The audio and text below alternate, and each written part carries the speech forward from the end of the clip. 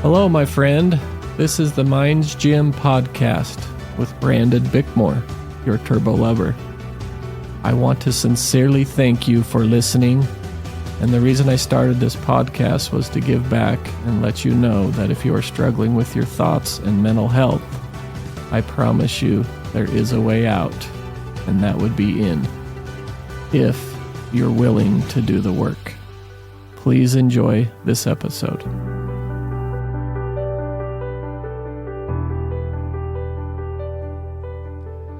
Hello, friends. How's your day today? Mine's lovely. It's Sunday, April 28th, and I have an absolutely incredible young lady on the podcast today. Her name is Jenn Drummond. She is quite an accomplished individual. She is a world record holding mountaineer. She has a book that she authored. She's a mom of 7, which may be her biggest accomplishment. And she's climbed the 7 second highest summits in the world, which to me is absolutely astounding and fascinating. Like, I can't even believe it. I've been following her for probably 4 or 5 years. A good friend of mine, David Sessions, a fine young man, introduced me to her. She came to a little business retreat and spoke up in Heber, and her story is just fascinating. Hope you guys are ready to hold on and have fun. This is going to be a wild ride. So, how are you today, Jen? I'm great. Thanks for having me. Of course. This podcast should be hopefully one of the special ones. I did a really neat one about a week ago. I interviewed a guy from the Warren Jeffs polygamous community, and that one will be coming up soon along with Jen's. I don't know if Jen's will be first or Andrew's his name, but I can't wait to hear about Jen's journey and climbing these mountains and how she raises 7 kids and how she does it all. So let's get going, Jen. How are you today? I'm good. Thank you. Glad to be here. So thanks for having me. She's quite a busy young lady, too. I've been having to really grind to get her on the show. She's been on TV or on the Jordan Sparks. No, what? Oh, I was on the Jennifer Hudson show. Yep. Good Morning America, the Today Show, all over the place. I mean, you're just traveling the whole world, huh? I am. Getting out there. Yeah. How cool. Are you busy? I'm busy. But it's a good busy, right? Yeah. It's sharing the story. It's inspiring others. It's probably my favorite thing to do. So life is good. So are you loving the busy? I like the busy. Sometimes it gets a little too busy and I need to have a little downtime. And the downtime has been harder to capture lately. But it's coming. I can feel it. Good for you. I really appreciate you coming on. And thank you for finding the time for me, and I really appreciate being on the Mind's Gym's podcast and having the courage to show up. And man, I think you're nuts too, by the way. Yeah, that's fair. I think a lot of people will second that notion. Yeah, I can't wait to see. You're obviously a fearless young lady. I don't know if I'm fearless or I've just learned to do things with fear. Yeah. Yeah. I think there's a big difference. Yeah, I want to talk about that, and we're going to talk about fear a little bit later, because that's usually the one thing that can cripple us as human beings, is believing those scary, fearful thoughts. So where did you grow up? So I grew up in a little town called Holland, Michigan. So anybody who has their glove out as their hand is the map of Michigan. I'm opposite of the thumb. Wow. How long did you live there? I lived there until I went to college. So 1980 to 2000 or 1998. Then I went to Dallas for a while, went back to Holland, lived in different parts of Michigan, and moved out to Park City in 2015.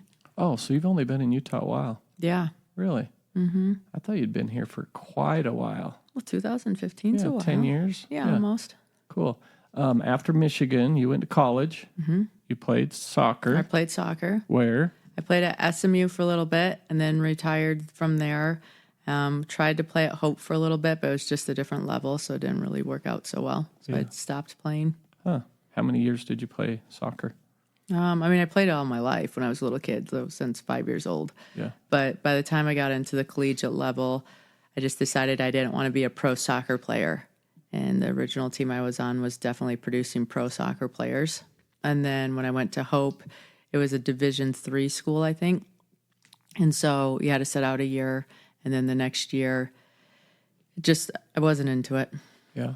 Yeah. Cool. So 2 years Yeah. in college? Cool. That might have been part of your drive, though, to be able to climb, right? Like if you played collegiate soccer, I mean, you're quite the athlete. Yeah, I think any athletic endeavor really prepares you for other athletic endeavors. For me, it was always nice because soccer was 90 minutes. So you left everything on the field for 90 minutes and that's all you had. And so you knew that the game was going to end. When you're in hard situations like on the mountain or different things, you know the game's going to end. So you just have to keep playing the game until the timer goes. Yeah, it's pretty impressive. What was your childhood like growing up? Like parents? Yeah, great parents. Married, divorced? Married. Good? Yeah, married parents. I have a brother and a sister. I'm the oldest. If I played sports, I didn't have to do chores. So I was very athletically driven because I could either kick a soccer ball or empty a dishwasher, and soccer ball sounded a lot more fun. So I did a lot of sports. I did sailing, gymnastics, soccer. I don't know, played volleyball for a little bit, all the things. Oh, so you're quite the athlete. Mm-hmm. Sailing. Yeah. Where did you do sailing? So in Michigan, we Sailing have lots school? of lakes, right? Yeah. So we lived on Lake Macatawa, and there was the Macatawa Bay Yacht Club. And so you could take sailing classes there over the summer. Oh, that's so cool. Yeah. What about today, sailing? What does that look like? Do you go sailing still? Do you take advantage of your ability to? I have a little bit. I have a friend that sailed his sailboat from Florida through the Panama Canal to California, and I helped with different legs of that trip. My kids got into sailing a little bit over at the Jordanelle, and we spent some time in Hawaii during COVID, learned some sailing lessons there, so it's fun to play with them. I have a friend that keeps a boat in Hawaii that I spend time on. Oh, cool. Yeah. Yeah, I have a boat. Okay. So I got a boat in the British Virgin Islands. Nice. Yeah. So mine's a power cab, but then I have a brother that has a boat too, and he has a 45-foot sailboat. Oh, nice. Yeah. I prefer catamarans over sailboats. Yeah. Yeah. Aren't they nice? They're so Just better nice. ride, more roomier. Yes. So have you ever done a long haul at all anywhere? I mean, Or just we little short. We did treks? from, let's see, we left I don't know where we left, by Miami, Fort Lauderdale, all the way down to Matthewtown. So it was about 2 weeks on a sailboat going through the Bahamas. Did you love it? Absolutely loved it. Did you go to the Exumas? Yes, we did. That's my spot. It's amazing. Oh, I love it. I go like 3 or 4 times a year. I do not blame you. In fact, I would go back and rent a boat and go do that again. It's But incredible. you really need to know the water down there. Yeah, you Yeah, got to know. there's what's no going on. dredging. It's so shallow. Yes. Yeah.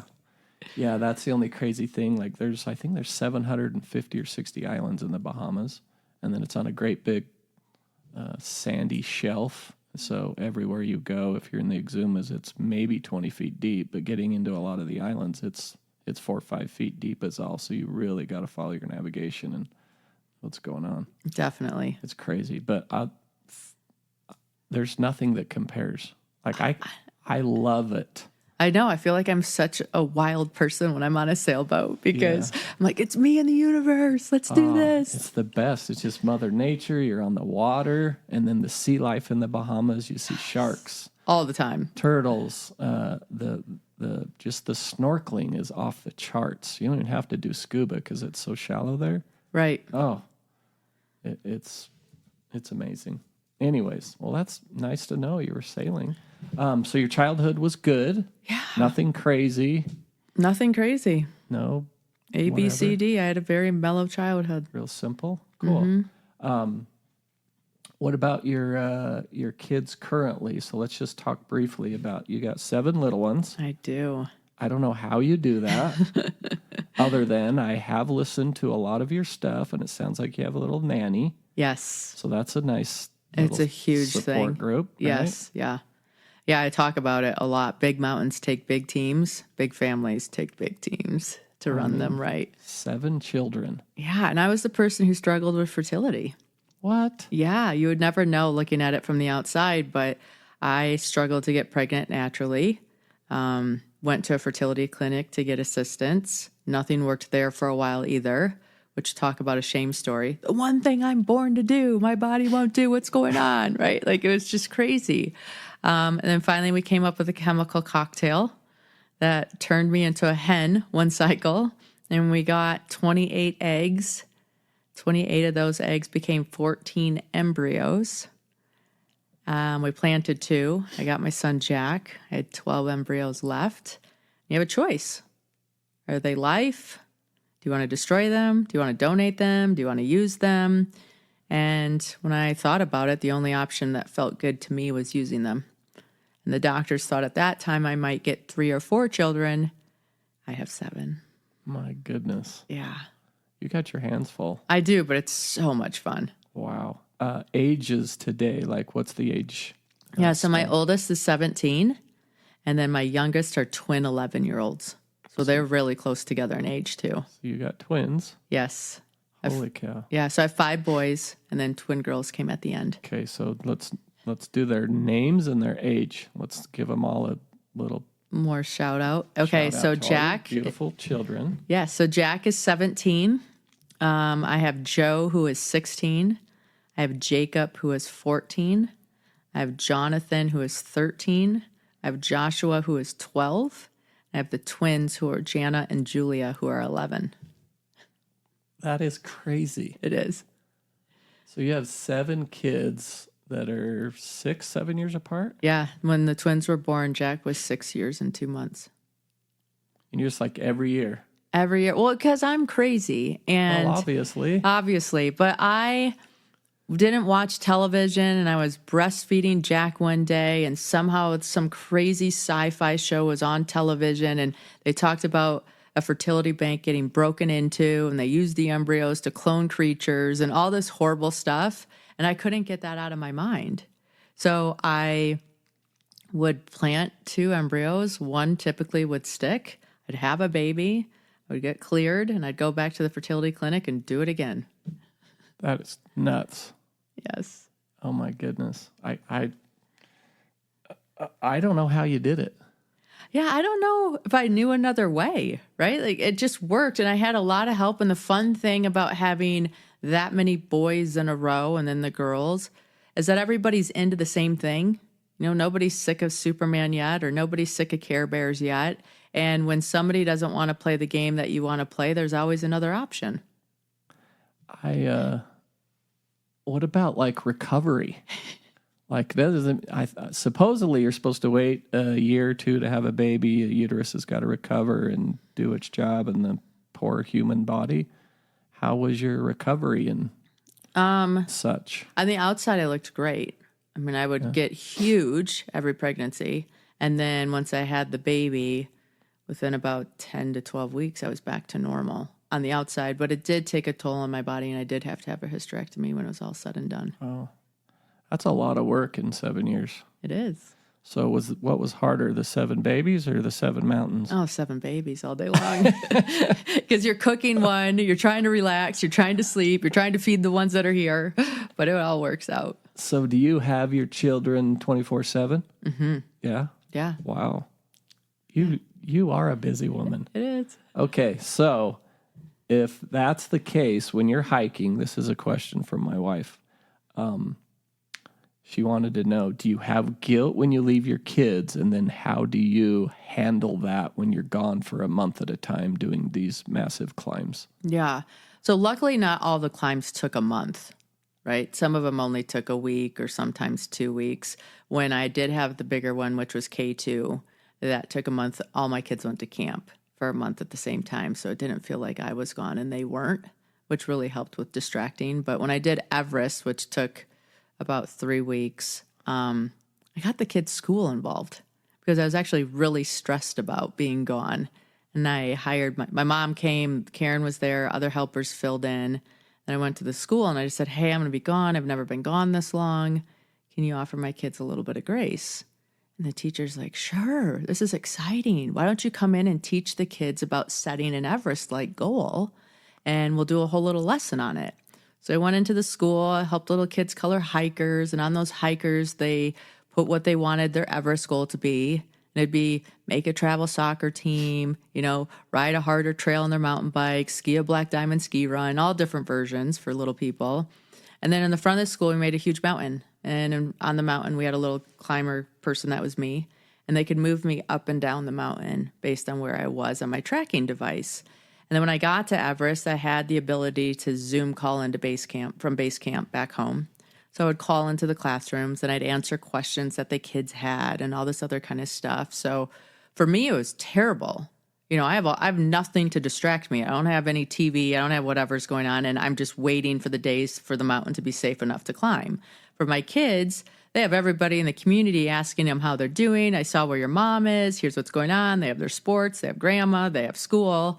And so I was struggling. It sounded like they weren't that much. And then when I came home, we did a little thing because I summited and the kids all came over and talked to me. And it was one of those things where I could have never guessed how valuable it was to have my community step up and support my family like they did when I was gone, and how significant that was for my children to feel loved and seen by people outside of me. And that actually ended up being a really good thing for all of us.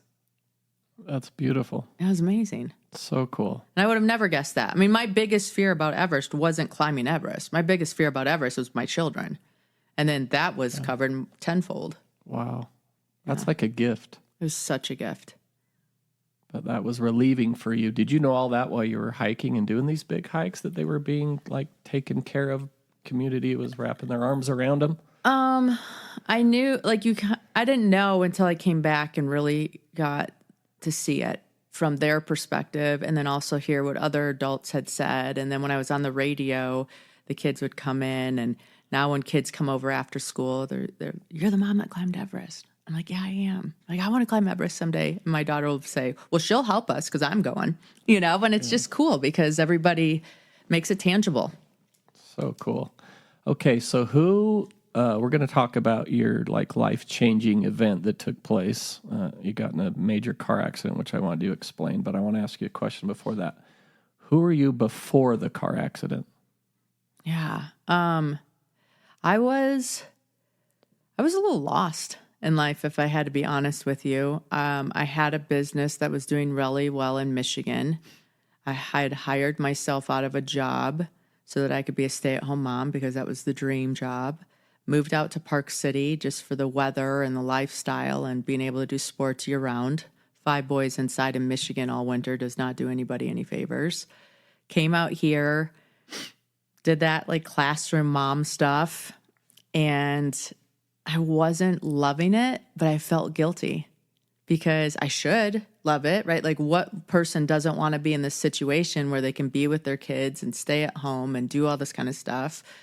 But I would say it was October and I was running one of the classroom parties, and 2 of the moms showed up to the party, and they walked into the classroom with the matching sweaters. They had socks that had pumpkins on them. And then they had these hair ties that matched their whole ensembles. And I remember looking at them thinking, wow, I'm glad there's moms like that, but that is not me. And they proceeded to walk across the classroom and give me a setup that they made. So I matched them. I went into the bathroom to change, and I was fighting back tears. How is this my life? I'm wearing a pumpkin sweater. This is not okay. And then I cleaned myself up. I'm like, it's okay. I'm lucky. I'm lucky. I'm lucky.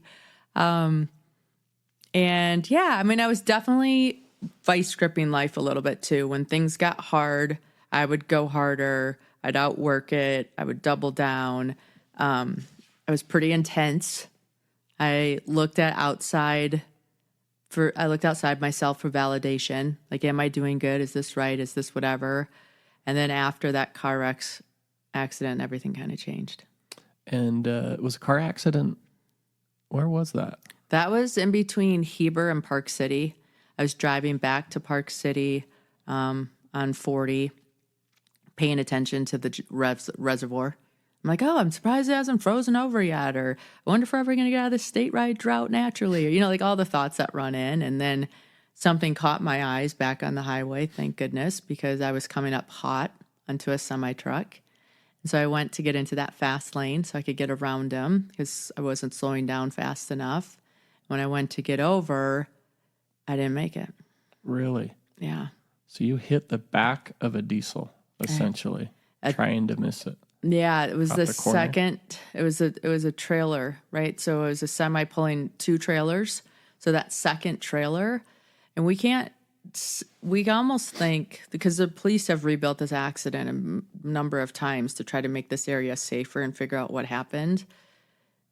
The semi truck, I don't know. We don't know, but it must have bumped out a little bit at the same time I went over. It hit the headlight of the passenger side of the vehicle. I watched it hit, and I just remember thinking, I'm dead. And then I remember thinking, but I don't want to die. So I started negotiating with life right then. I'm like, I promise I'll do good things. Like, let me continue to live as my car is going end over end. And I remember thinking, the only way I'm going to survive is if I relax, because there's no way I can outpower this car. And people who survive car wrecks are typically drunks. They're rolling with whatever's going on. And so I told myself, put your hands on the steering wheel, keep your head on the headrest, and breathe as slow as you can. And I would go over once. Like, okay, I have enough momentum. I'm going to go again. Went over twice. Yeah, I have enough momentum. I'm going to flip 3 times. And after that third one, I knew I lost momentum. And so I started doing sideways rolls and ended up upside down in the median. Holy cow. It was crazy.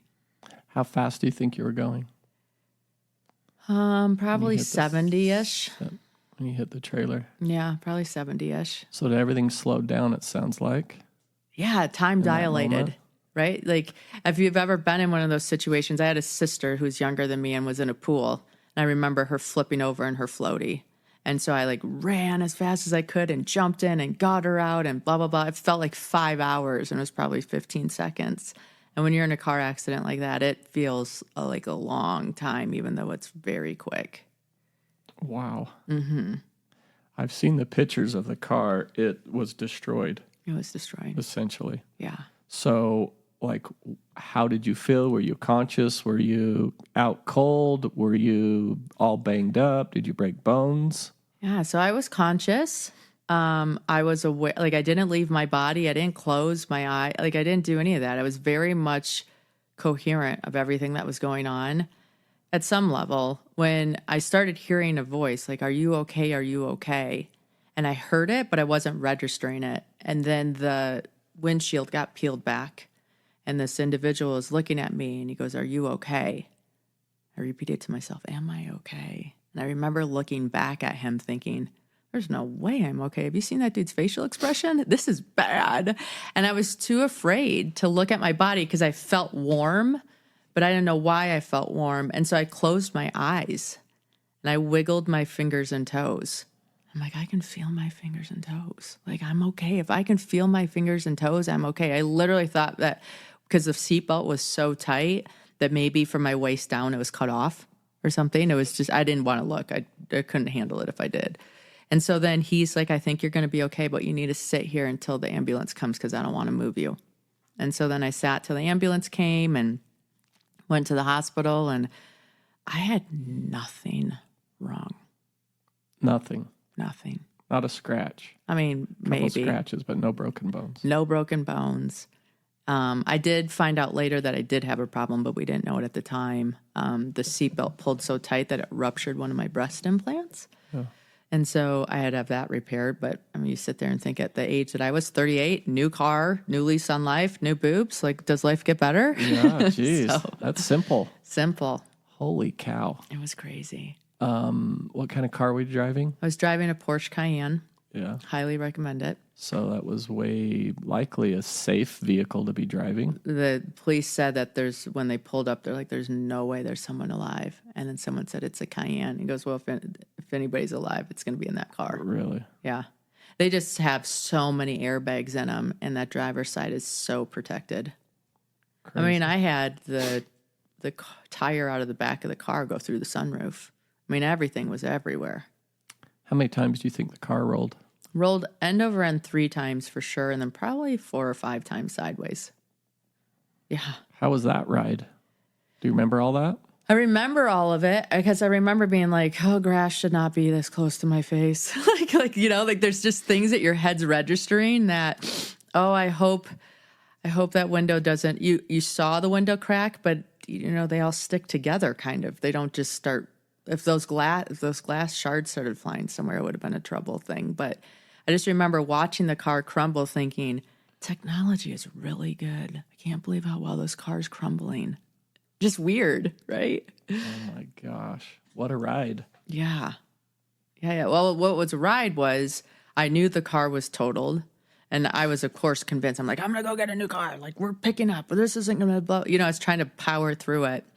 And so I had to go to where the car was towed and make sure I didn't have anything left in the car, which I really didn't. And then I went down to the dealership.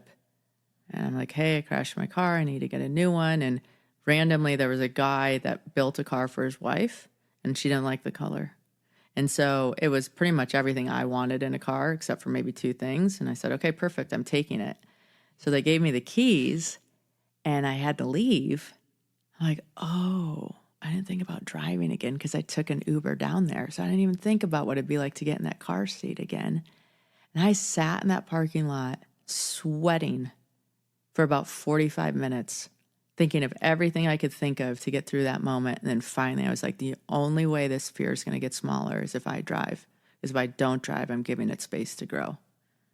And so I pulled out into the road. I drove home. And every time a semi was anywhere near me, I went into the farthest lane possible. And just like my heart was in my throat and I'd have to swallow it and get home. And I remember getting home and having to take a nap because it was so exhausting. Jeez, talk about PTSD. Oh, it was crazy. It probably took me 6 to 9 months until one day I was driving my mom to the airport. And I remember getting to the airport thinking, I didn't freak out. That entire ride, I was totally normal. I didn't freak out once. Oh my gosh, it's over. I'm good. But it took a while. Damn. That's crazy. And then today you drive Yeah. a what? Porsche Cayenne. Porsche Cayenne. I know. I'm so lucky that police officer called me a few weeks after the accident.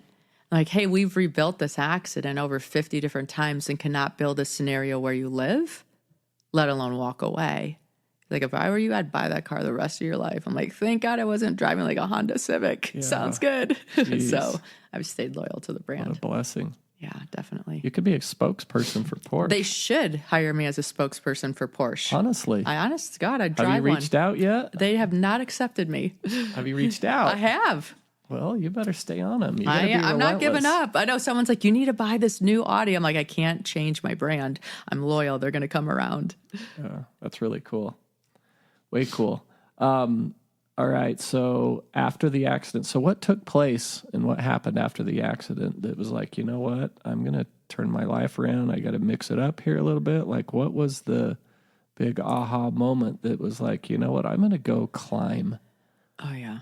That took a little bit to evolve. But I came home December 18 of 2018 when the accident happened. And I walked in the front door of the house. And I remember hearing the voices of the kids screaming. I remember somebody rolling over in their like hoverboard on the wood floor. Saw pizza messes in the kitchen. Like everything was, I just sat there and observed it all. And before, I would have been furious. Like, why are we riding the hoverboard? Why is there pizza on the counter? Like, all that kind of stuff. And in that moment, it's like, man, how magical is this life? Like, how cool that all this crazy is going on right now and these kids are just living. Like, it just shifted everything. And then Christmas was the next week. And I remember Christmas being really special that year because normally I'm that mom who is picking up the wrapping paper the second it hits the floor and I'm just chasing everybody with a garbage bag and like we're whatever, doing that. And that Christmas, I just sat there and watched little paper fly onto the floor, little fingers open things, the interaction that the kids had between each other of like, here's what I got you and here's what I got, and just that gift. And I realized, what was I hurrying for before? Why did it matter? Who cares if there's paper on the floor? Look at all the moments I was missing because I was so busy managing. And it started just a whole new life. Wow. Yeah. That's like a complete reset. Complete reset. Not saying it stuck perfectly, but it definitely opened the valve to see things differently. So then 2019, became the year of the bucket list.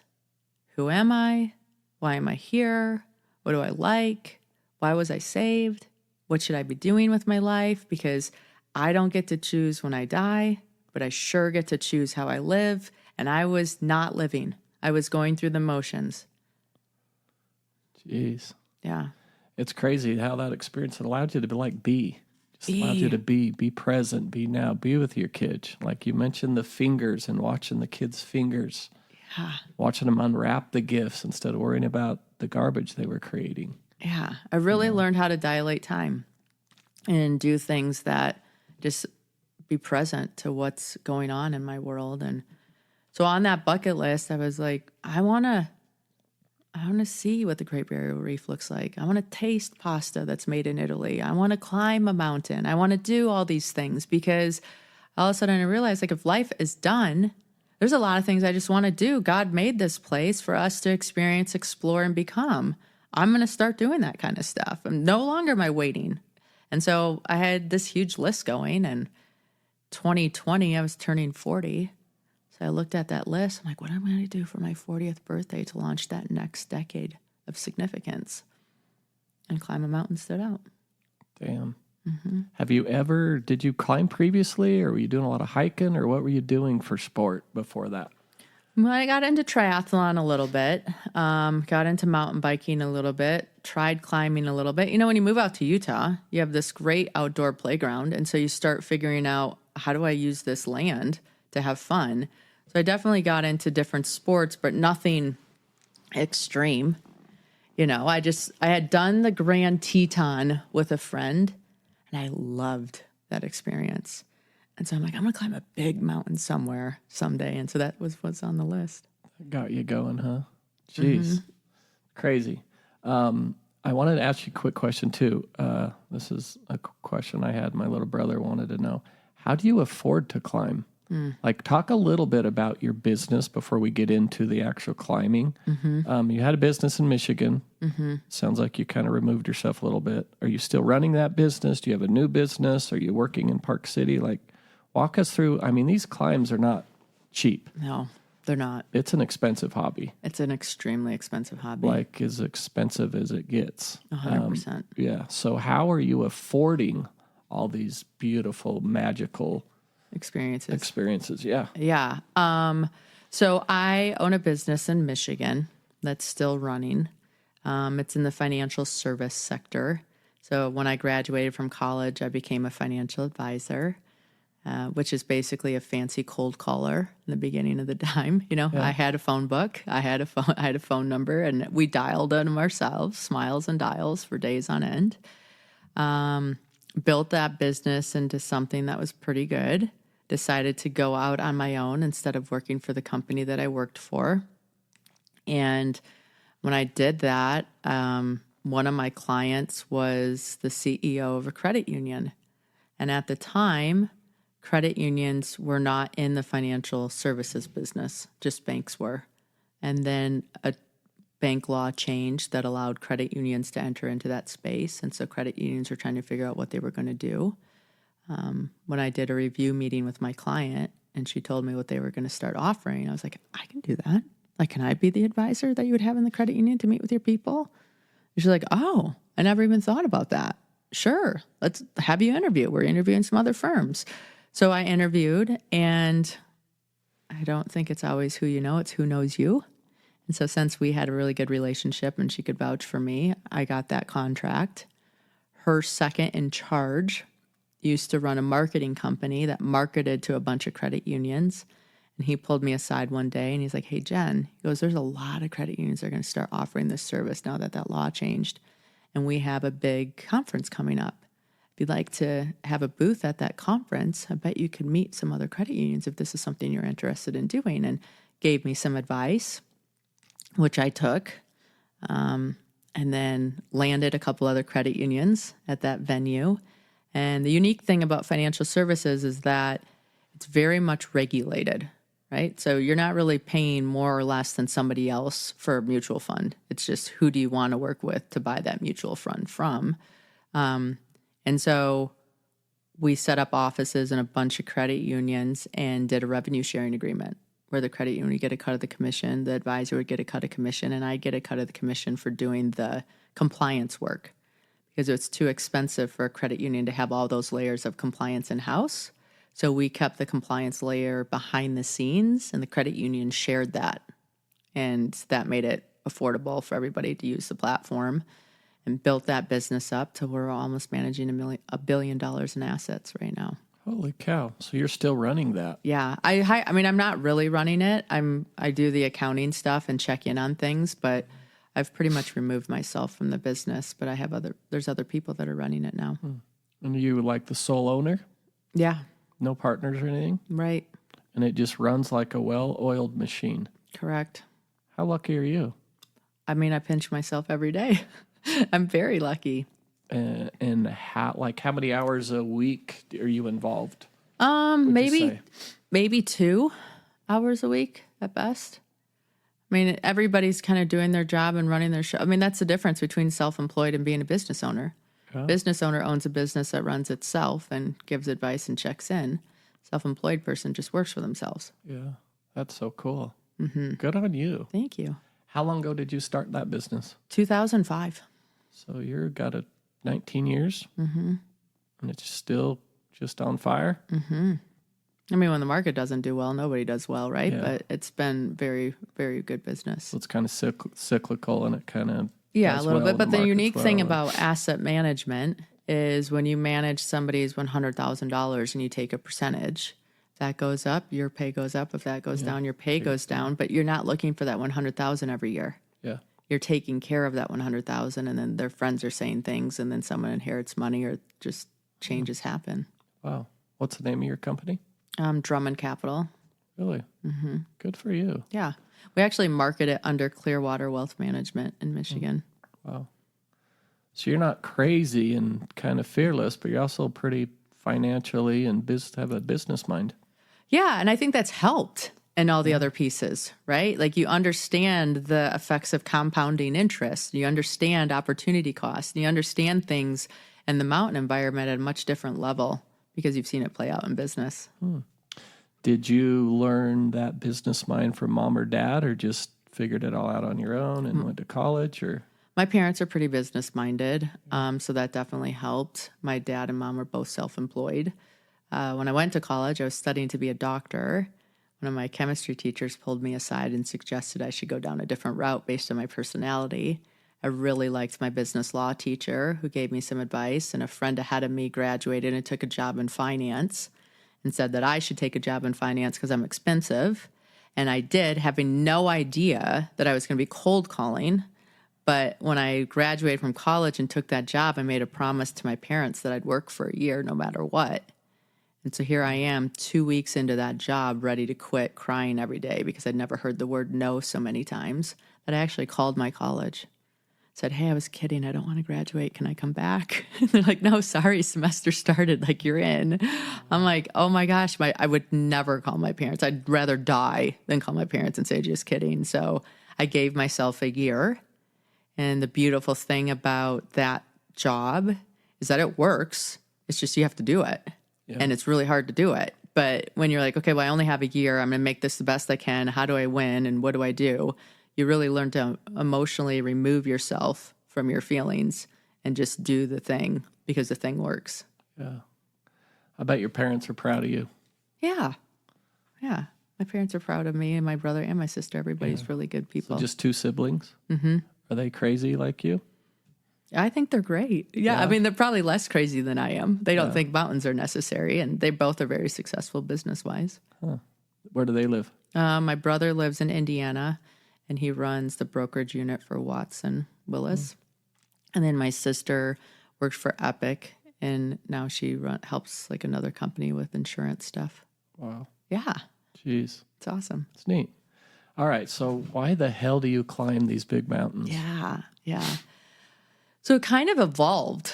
I was going to climb a mountain named Ama de Blanc. My son heard that as I'm a dumb blonde and challenged me to climb Everest. And so I thought about Everest, and I thought, you know what? If he thinks it's the hardest mountain in the whole world, I'm going to climb it and show him whatever Everest is, we can summit. And then my coach upped the goal to the 7-second summits, which at the time I had no clue what they were. But I think that's the thing. We set on a path, and then we get messages from the world, either through people or through ourselves, and those visions get wider and deeper and bigger. And when my coach suggested the 7-second summits, I must have been at a really weak point, but I'm like, I don't know what that is. He goes, well, listen, it's the second highest point on each of the 7 continents. It's only been done by one male. You'd be the first woman to do it. It's harder than the first 7, so it's respected amongst peers in the industry. He goes, think about it. 7 continents, 7 mountains, 7 children. Sounds like a jackpot. And it was a whole body yes, for no reason, like really no reason. I climbed the Grand Teton and I'd slept in a tent like once. So there wasn't a lot of like, oh yeah, this makes sense. But I had the athletic background, I had the mindset, and I had the physical ability. So let's see what happens. To me, it felt worthy. I'm going to show women everywhere that when we step into who we are, it actually is a greater gift than pretending we're somebody that we're not. Wow. Beautifully stated. Let's name the 7 summits. I Googled them all. I can't name them all, but name the 7 summits that you've climbed. Okay, so Ojos del Salado, which is located in the Atacama Desert of Chile. So that's South America. You have Mount Logan, which is located in Canada for North America. You have Mount Kenya, which is located in Kenya for Africa. You have Mount Townsend in Australia for Australia. You have Dik Tau, which is Russia. That's Russia and Europe, that continent. You have K2, which is Asia. And then you have Mount Tyree, which is Antarctica. Wow. And then you've also climbed Everest. I did climb Everest. What other big mountains have you climbed? I don't know what you even consider a big mountain. I did Mount Vincent, which is the highest point of Antarctica. I did Kilimanjaro, which is the highest point of Africa. I did Kosciuszko, which is the highest point of Australia. I've done a whole bunch of mountains in Ecuador and Bolivia because when I would go train, those were easy to get high fast and then be ready to go to these other ones. I have a few mountains left that I want to do. You got a couple more? That was going to be one of my questions. You're still going to continue to climb, but just slow down your pace a little? Slow down my pace and pick them because I want to climb that one, not because I have to climb it because it's on a list. Yeah. Right. Like I want to do Denali, which is in Alaska, but I want to ski it. I don't want to normally hike it. I want to ski it with a friend. And so when it makes sense for me to go, I'll go do that. So you'll hike it and then ski down or ski up? Ski up and down. Yeah, with the skins? Yeah. Really? Yeah. You can do that mountain with skis? Yeah. All the way Some to the top? people do. I mean, pretty close to the top. You might have to hike the last little bit. When we did Mount Logan, we did mainly skis. Did you? Last little bit we hiked. Huh. Do you ski a lot in Salt Lake, Park City? You a big skier? I like it. Yeah, I mean, I'm going to Switzerland next week to ski Mount Rosa. Yeah. Mm-hmm. Like, do you ski weekly or? Yeah. I mean. Yeah. You know. I mean, more backcountry than inbounds, but yes. Oh, really? Mm-hmm. You like the hiking part I like of the it. hiking part. I like I earned it and then go down and play. You want to work for your I do. turns. No, it's weird like that, but it is a thing. I'm the opposite. I want to get on the lift and just make a lot of turns. There you go. Good for you. Which one was the hardest? There's different ones that are different. They're hard for different reasons. They're all hard. Yeah. Again, they all had different challenges that made them unique. I would say Mount Logan, which is in Canada for North America, that was probably the hardest one. It was really physically demanding. Was it? Yeah. We skied it, and you had to carry all your gear on a sled. There was only 3 of us because 3 of us could sleep in a 4-man tent. When you sent the tent up, you had to build an igloo around it so that the wind wouldn't rip it. when you would move up the mountain, none of the ground had been tested. So every step you had to poke into the ground with your pole and kind of go to the left of you, the center of you, to the right of you. And if that rejected back, you're like, okay, this is hard enough to walk on. I'm not going to fall through a crevasse that I don't see. And so you would hike up, you would put bamboo sticks to track where you've gone. Once you got really tired, you would dig a hole and bury your gear and then ski those exact tracks back to where you came from, because you don't know if 3 feet to the left or right is a crevasse. And then you would go back, you'd sleep, you'd pack up that tent. The next day it'd go a little bit faster because you made the route, at least for halfway. You go past the stuff that you buried, set your tent up again, build an igloo to protect it, melt water to heat food, make food, go to bed, wake up the next day, go ski down to get your stuff that you buried, bring it back up to you. And it's just like this long inchworming process, and nobody's making weather decisions for you. Nobody's telling you to do this or that. You're making all those calls yourself and carrying every single thing you would need. And it's just a lot. Jeez. How long did that hike take? We budgeted 4 weeks. It took us 2. Wow. We did really well on it. We went fast until we got caught in a storm, and we were stuck in a storm for 6 days. On Mount Logan? On Mount Logan. It was terrible. And did you move? We did not move. We For sat 6 there for days. 6 days in a tent. We had to get out like every so many hours and unbury the tent because the snow would put weight on it the wrong way, and then the wind could rip it. And if it ripped, we were dead. And we only brought so much food to that area because we're like, okay, we're going to be fine. And then that snowstorm came in. So when the storm finally left, which was like at 6 p.m. in the evening, we're far enough north that you don't need a headlamp because it's almost always light. So we skied down to our last camp. The ski down wasn't easy because we had to make sure that there wasn't any avalanche prone areas. And then we grabbed more food. It was super cold. We got back up to our tent, and our third guy, which is my friend Ryan, got frostbite. So then the next day we called Parks Canada. It was too bad of weather for them to come. So then we had to take care of my friend. And then the next day they came. So they helicopter evacuated him out with a long line. And we still had like a distance to go on the mountain. And what's unique about Mount Logan is that you start at maybe 7,000 or 8,000 feet, and then you get up to 16,000. And then in the middle, like you go to this point where it's up to 18, back down to 16, and then you go up to 19.5.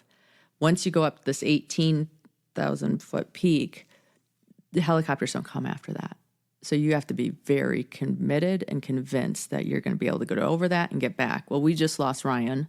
So now there's 2 of us that have to bring gear up, set all that stuff up, and all that kind of jazz. So it was difficult, but luckily the weather cooperated and we made it.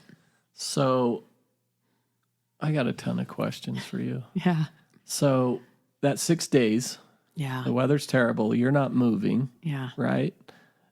What are you thinking? Are you thinking we might not make it off this mountain? Are you thinking you're going to be okay? Like, what's going through your mind? For 1 or 2 days, you're thinking, oh, it's just a storm. It's going to pass. Like, how long can it last? 3 or 4 days, you're thinking, okay, we need to make sure, how much are we eating? How much are we drinking? How much fuel do we have? Like, you start conserving things because you want to make sure you're smart. You're thinking about, okay, where we set up our tent, we're not in any avalanche zones, right? Where's the nearest crevasse? Because if it gets really bad, maybe we need to crawl into that crevasse and hide underneath the ice in there, which to me was the most, like, how is this even an option right now? And you know you can't get rescued, and you know you can't go down, so you're just stuck. One day for about 14 hours, we had all our gear on. Every single piece of gear on, because the tent we were having a hard time staying ahead of. So the tent rips, we're dead. And so the best way to stay potentially alive is to have every single thing you own on. And you're using your phone as little as possible because you have nothing to recharge it. And I just remember like writing notes to people because I'm like, okay, well, if we die, someone's going to find my phone and they're going to be able to find my messages. So what am I saying? What am I going to put in here? Because that's the only thing I can do. And that is hard. My goodness. Yeah. Wow. What did you write in your phone? I mean, I just wrote to as many people, like, I love you. I appreciate you. I didn't die a useless death. I died doing something that I love to prove to the world that we're here to live, and I was living. And I hope that you continue to live and find a way to continue forward and know that I'm with you, even though maybe not physically. Damn. Yeah. I'll bet that was like heart-wrenching. It is heart-wrenching. It is. And then there's a point of view like that. You just get past that moment and you're just like, I don't have control here. What am I going to try to control? The only thing I can do, like, you're so filled with gratitude for every minute that you're still alive. Yeah. Jeez.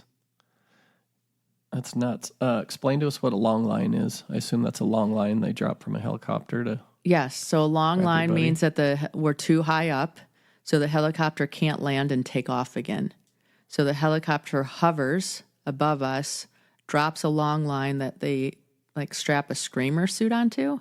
So you put this suit onto the person that goes on it, and they clip it to the long line with one of their patrol people. And then they fly you down to base camp, because then they can take the helicopter off from that point. And then they put Ryan into the helicopter and they flew him straight to the hospital from there. How bad was his frostbite? I mean, we thought we were losing fingers and toes for sure. Oh, really? So he had massive frostbite on fingers and toes. And somehow there's this one drug, and I don't know the name of it, but normally if you get frostbite in like Nepal or in the United States, you might get one treatment of it because that's all anybody has and they need to keep it. Somehow this port in Canada had 5 days worth of treatment. So Ryan had 5 days worth of treatment and then flew home to St. George and did everything like hyperbaric chambers, like all the stuff, and had full recovery. They're actually using his case as a case study to see how it works so well, because it didn't. I mean, his fingers were black. It was bad. Wow. So were they black on the mountain or black when he got off the mountain? They swell into blisters and watery on the mountain. They were black when they started to heal. Jeez Louise. Yeah, it was yuck. So why, I notice I get cold easily. Like my body temperature runs about a degree below what's average. So I get cold easier than most human beings. And then my extremities, feet and hands get cold easier. Like how does that work for you? Or maybe Ryan, like, yeah. Why did he get frostbite and you were okay? And what was your other friend's name that was with Todd. you? Todd was the guide. I think everybody's different. I have Raynaud's syndrome. So I'll all of a sudden have like a white finger or a white toe because circulation isn't working really well. And the interesting thing is sometimes I've been with enough people that have gotten frostbite, they don't even know what's happening. It's not like all of a sudden, oh, I got this dry ice feeling on my finger. It is, I've been exposed to cold for too long and I haven't been getting enough blood into these extremities for things to function the way they're supposed to. At altitude, your blood flow isn't working as well. It's really easy to become dehydrated. And so if you're not hydrated enough, then blood's not liquid enough to be able to flow through all the extremities enough. I had hand warmers on that day. He didn't put them on. I don't know, right? I mean, I wish you could say like, hey, you know what's happening, but believe it or not, it happens more often than people think, and they don't even know what's happening. Yeah. Jeez. It's scary. So for you got all your gear on. Are you like, we have all your gear on, but yet it's freezing, it's snowing, it's cold. Are you like okay with all your gear on, or do you still a little bit chilly?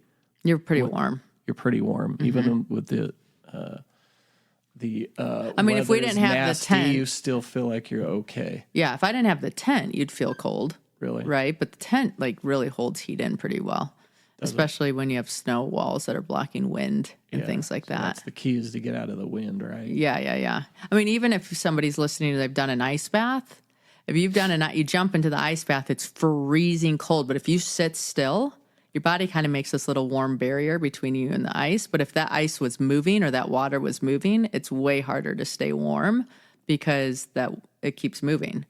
And so it's really important to just kind of like bake in the heat that you build. But we would heat water bottles up in sleeping bags, and then I would turn those sleeping bags into like little warm blankets because it would keep all that insulated. Is that like your closest call you felt like of all your hiking experiences? Yeah, maybe a couple other ones, but that was the one that was like the longest, and it was you're questioning yourself the most on that one. Like, why did we go up this time? Why didn't we see this? What's going on? Why don't we have more food? Why don't, you start questioning all that. We lost our camp 2 on Everest to an avalanche that we missed by 6 hours. So that was crazy to think about, but it's like I wasn't there. And then I lost a teammate on K2 to an avalanche, but I was above them. So you hear them, but I don't know. Those just feel more sudden and more all of a sudden they can take you. Where this one was like, I'm baking in this. Yeah, you had to sit in it. Yeah. So you did lose a team member once? Mm-hmm. On K2? On K2. From an avalanche? Yeah. Wow. Mm-hmm. Really? Yeah. I'll bet you that makes it hard to keep going, doesn't it? Makes you not want to come back. That's for sure, because I turned around. So K2 2021, I lost an experienced mountaineer. It wasn't like, hey, brand new rookies out there not knowing what they're doing. 68-year-old guy that was married to the mountains that had set routes before on other big extreme adventures. And wrong place, wrong time, and didn't make it. And you just, yeah, it was hard. I mean, I decided to go back and not continue the climb, which I think most people do in those circumstances. And then we buried a human and headed home. And I just remember thinking, I have to go back. Like, I don't want to go back. There's not a one part of me that wants to go back. But I had to go back, otherwise I want to get the record. Jeez. Yeah. So you had to go back on a different date, right? Yeah, I went back in 2022 because typically mountains you climb during seasons because that's the time that's most favorable to be able to climb them. Yeah. Wow. And was that a good friend of yours? I mean, I didn't know him that well prior to that expedition, but the unique thing about climbing is you're not always with Americans. So I was the only American on the team, but he spoke English. So a lot of people will come from different countries and English not be their primary language. So then no one's really, people don't like to practice the language they don't know at base camp, right? So it can get pretty isolating sometimes on the teams. So he and I were pretty close, and he was much more aware of how dangerous K2 could be than I was. So he was very adamant about teaching me skills and talking to me like, hey, if you get in this situation, here's how you save yourself and here's what you do. And I just remember thinking, man, I'm glad I met this guy. Yeah. Really knowledgeable. Very knowledgeable. Being. Isn't K2 one of the hardest or the hardest, the most difficult? It's climbed by many. It's for a while, 25% of the people that climbed it died in its pursuit. So it's pretty deadly. It is a pretty big climb, but it's known. Some of these second summits, right, have only been summited by 15 people or really aren't climbed that often. So people don't view it as dangerous, but it is dangerous. Yeah. Right? So it's how much the press has played with it. How do you go about avoiding avalanches? I was buried in an avalanche snowmobiling one time. Oh, so I've experienced being buried. Oh. How do you manage and climb? I mean, obviously it's the unknown, right? Like you don't know if a hill's going to come down or not. You have no idea. Obviously you're checking and testing and looking at weather, but like what's your protocol for staying out of an avalanche on those? Yeah. So a lot of times mountains? you're trying to, a lot of times the pitch is so extreme that they're not avalanche prone because it's above 60 degrees, but you're also staying by rock as much. You're not walking out in the middle of the ski hill per se. You're walking on these edges that have ground that's not triggering the snow into huge plate releases. So that's important. But I mean, you're in avalanche territory quite a bit, to be honest. Oh, for sure. Yeah, and you're watching. You become that's what I think is a huge advantage living in Utah and taking on this pursuit. Because I have friends that are climbing big mountains from the Middle East. They only see snow. We're on these mountains. Well, you don't understand like the colors or how it sets or the things to think about prior to this because you don't even know. Yeah. Wow. You're crazy. Sometimes. It's just nuts. I just can't believe you. I mean, just knowing the risk factor, right? And you're still willing to go and climb and chase these mountains. It takes a special human being. Yeah, I think it takes special experiences too. I mean, I was driving in a car from Heber to Park City and almost died. At the same time, like 3-4 weeks after that accident, a girlfriend of mine went running in Salt Lake City, asked me to go that day, and I couldn't make it. For some reason, she went running. It was wet. She slipped, hit her head on a rock, and never came home. So I had these like huge events happen. I'm like, man, you can be anywhere and die. Yeah. You Anything really could can. happen. Anything can happen. I don't get to choose that time. Yeah.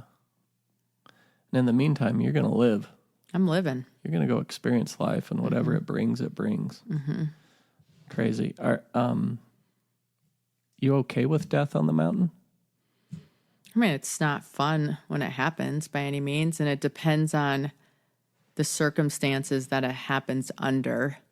You know, there was a death, 2 American women not too long ago that were going to be the first American female to climb the 14 8,000-meter peaks. Okay, so there's only 14 peaks in the world that are 8,000 meters or bigger, and they both had 1 mountain left.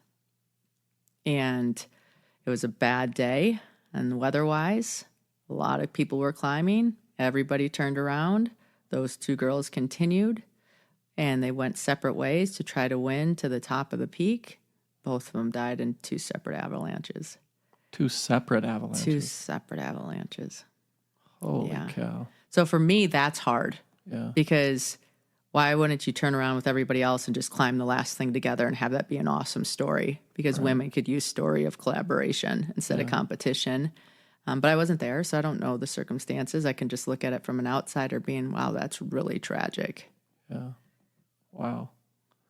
Do you think about death a lot up there? I don't think I think about it any more than here. No? No. That's kind of neat. Yeah.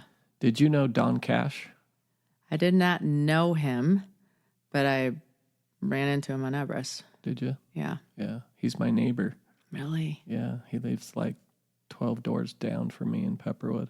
Okay. And Sandy passed away in 2019. So did you saw him on the mountain? Mm-hmm. He's still up there. Well, it was then. Right. Yeah. Yeah. So 2020, nobody climbed. Mm-hmm. And 2021, we were the first teams back, right? So he was right up by the Hillary step. Yeah. I think I saw somewhere one of his kids or something. Somebody was taking pictures up there, and there was a picture taken, and the son was like, "That's my dad. Thank you so much for taking that picture." Oh, cool. He was all excited about it and thought it was amazing that he was able to see his dad in his gear. Yeah. Probably still there, but buried, like covered in snow, more snow, less snow. How does that work? Does the body, they're frozen solid up there, I assume. Yeah, they're frozen solid, so they're kind of kept intact from what you can tell. Yeah. I didn't really look at him that close. I just remember thinking, oh, that's the guy from Utah. Really? Yeah. I'm like, and you knew because he had all brand new gear on. Oh, really? You know, so like a lot of the bodies that you see up there are from like 10, 20 years ago, so the gear's different. Oh. And so when you're up there, you're like, oh, wow, I have that backpack. Right? You That's know by crazy. the gear. Yeah, you know by the gear. Oh, I would never consider that. Yeah. Wow. Sad. Nutty experience. He was on his way down, too. Mm-hmm. They said he summited and then he was coming down. They said the kids were saying they thought he probably maybe had a heart attack because he was fainted right before that a couple of times, and they were working his way down. And then at the end of the day, after talking to the Sherpas and all that, they were thinking that he could have had a heart attack up there because he fainted a few times before the last time he fainted, they said they couldn't revive him. Yeah, I never really struggled with altitude. I never really got sick. I never had any of those problems. So when I was up there, I felt good the entire time, which I thought was everybody teased that I had Sherpa lungs. I'm like, I'll take it because I'm doing these Sherpa-like things, so let's do it. Do you think you have, I have a buddy that, what's your resting heart rate? His is like in the 50s all the time, sometimes lower. Do you have a really low resting heart rate? I don't know. I think I'm typically tested that? 70s or something. Or Really? yeah, I don't that's think just anything typical. crazy. I'm typical. Huh. Yeah. But you have no problem up there. No, I don't. And in fact, I've done some pretty big pushes where they're like, hey, this isn't going to let you acclimatize. And I've been fine. So it's been interesting. There's a lot of genetics that I think go into it that we just don't quite understand yet. For sure. Yeah. I think you're gifted. I'm lucky. Yeah, I'll take it. And your body knew it and it wanted to go up there and show the world what you could do. Yeah. Yeah. So cool. It is. Jeez Louise. What about like food and stuff up there? How does all that work? How do you go to the bathroom when you're hiking for 2 or 3 weeks? Yeah, I went. You got all your friends and hiking partners. Yeah. I mean, that's got to be difficult. I've interviewed one other guy on the podcast that climbed Everest, and he kind of walked us through the whole Everest experience. Like, what do you do for the restroom and food? And like, tell us about the stuff that nobody else would know or understand unless you're hiking. Yeah. So I'm not saying what I did was the wisest move, but it worked for me. I would drink enough liquid to not have to go to the bathroom because I just didn't want to deal with it. So I would drink enough where I'd have to go in the morning, and then I would be able to go most of the day without having to go pee, and then I'd have to go when we get somewhere at night. Because you're really only hiking, I mean, for the most part, 10 to 12 hours. Some big days are 18, some little, like it's not 24 hours nonstop. Your body goes into stress mode at some level and doesn't really go number 2 as often. I mean, I never had that problem. Not saying it wasn't great when I got back, but when you're in the position there, it didn't really happen. But they have bathrooms. They have spots where it's like, hey, if you have to pee, here's where they want everybody to pee so that it just doesn't keep it all over the mountain. Obviously, if you have an emergency, you're going to have to handle it when it shows up. But, yeah. It's yucky. What about food and stuff? So food... do you eat way more, or are you eating very little because you're so stressed and taxed and tired? I think it depends on the person, how they handle stress. Are they a stress eater or are they not? You're always trying to eat enough to keep your energy going. On Everest, you have your melting water, so you can eat ramen noodles. You can eat the dehydrated meals for the most part. All the way up to Camp 2 on Everest, they have real food. They have a kitchen at Camp 2, so you can eat spaghetti and things like that, which is amazing. I don't know. You just kind of get used to it, and you're like, this is what I'm eating. I remember when we got off Mount Logan, we went for a hamburger, and this bar closed. And so they're like, well, we're not serving any more food. And this other table of people saw us come in and heard what we did, and they gave us their burgers, and they ordered salads. And I'm like, oh my God, I love you. You have no idea the love I have for you right now. And I have no way of paying you back, but I paid like $1,000 for this burger. Yeah. So it just is what it is. Wow. Yeah. Huh. And do you always hike with Sherpas or just sometimes? Depends on the mountain. There's only Sherpas that I experienced on K2 and Everest, the big ones. Everything else we did ourselves. That's impressive. Yeah. Huh. Jeez. It's a lot. What a woman you are. Okay, have you ever wanted to quit while you're on the mountain? Every day. I mean, not every day, but yeah. You definitely want to quit because you sit there and think, I paid for this. I could be paying to be on a boat in the Mediterranean. Yeah, I paid to be on this mountain to climb this hill. What am I thinking? So I think it's normal to want to quit or turn around or question yourself. And what keeps you going in that moment? Quitting's easy. Anybody can quit. So I think I just remind myself, like, there's a purpose to this, and this is going to be meaningful when I'm done, and suck it up, buttercup. Yeah. You want to do hard things. I do. I believe in hard things. Yeah. Yeah.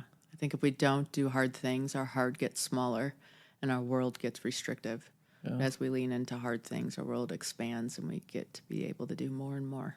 Yeah. I don't think there's a lot of women that think like you do. No? Mm-mm. Seems like all the guys are doing the crazy, scary, like nutty feats. It's not too often you find a woman that gets too crazy. I mean, when you're up there hiking, how many women are on there? If there's 10 people there, how many are women and how many are men? Maybe 2. 2 women for every 10 men. Yeah. Almost 0 moms. Really? Mm-hmm. These are young mountaineers that are probably their whole life dedicated to climbing mountains. Mm-hmm. Wow. What do you want people to think and say, and like why do you climb, and what do you want people to see from your climbing experience? Yeah. So the nice thing about climbing, it's very visual. So then people can see it and understand it. I think we all have mountains to climb. most of ours are just metaphorical mountains, right? It's, I don't know, getting junior to college or getting that raise or starting that company or fixing that relationship or, there's so many mountains that we have in our lives and we're all climbing. So for me, when I physically climb and I get to an emotional climb, I remember I did it physically, so I can do it emotionally. I can do it mentally. I can do it spiritually. What's the happiest you've ever been on the planet? And is it on top of a mountain or is it home with your kids? Like, when were you the happiest you've ever been in your whole life? I mean, I think when you have a kid, right? And that kid takes a breath of air and you're just in the miracle of life in those moments. And there's probably not a better thing to have happen than have a healthy human come into this world that you get to do life with. But I will say my first real mountain was Ama de Blam. And it was in Nepal. It's a gorgeous mountain in a gorgeous region of the world with absolutely the most amazing humans I've ever encountered. They love you with their eyes. And that's all you need to do is look at each other, and life is wonderful. I remember climbing that mountain, and it was hard, and it was a lot of things. It was rock, it was ice, it was snow, it was all the different elements. And we got up to the top, and I took this breath in, and the world disappeared. There's no separation. There's no cold. There's no warm. There's no mountain. There was no sun. It was like everything was one. And I remember breathing that out, thinking, wow, this is what it's like to touch the void. And you can't stay in that space. As much as we want to, you just can't. But then you remember it.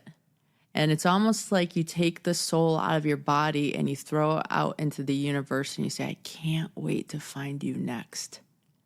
And I do feel that every day of life is us experiencing ourselves, having things that we've manifested come true. And it's in those pursuits that we become. And when we reach the top of whatever our mountain is, or the baby comes, or whatever, those moments are just, they remind you of how incredible life is and what a gift it truly is.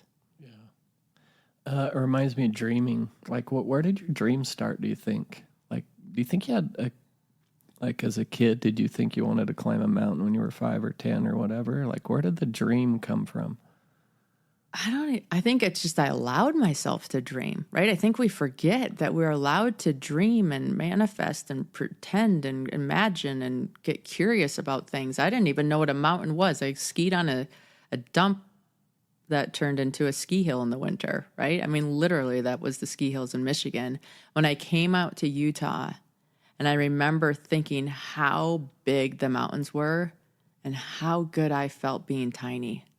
And I loved being that insignificant thing because I think so many things in my life where I played such an important role that I told myself that I mattered so much. And if I made a mistake, a whole bunch of people would lose their jobs or things would go sideways or investments wouldn't work out. And I put a lot of pressure on myself. And when I surround myself in these big environments, I realize that everything's bigger than me. And that's a wonderful thing. Wow. So what do you want people to think about you when you're hiking? What's fun about being me, those of you who can't see me right now, is I'm a small, blonde female. And when people think of hikers, they don't think of me. And so all of a sudden I'm on this mountain and they look at that and they're like, that doesn't make sense. And I want people to look at that and say, what doesn't make sense in my life? What am I subscribing to and sleepwalking through that I'm not even paying attention to? That if I just stopped for a minute and got curious, what doors would open? You're pretty eloquent. Thank you. That's well said. Thank you. Yeah, what are we missing? It's like the blind leading the blind here sometimes. And what does it take to kind of wake up and see and go challenge yourself? And challenges look a lot of different ways. Yeah. Yeah. That accident was profound for you.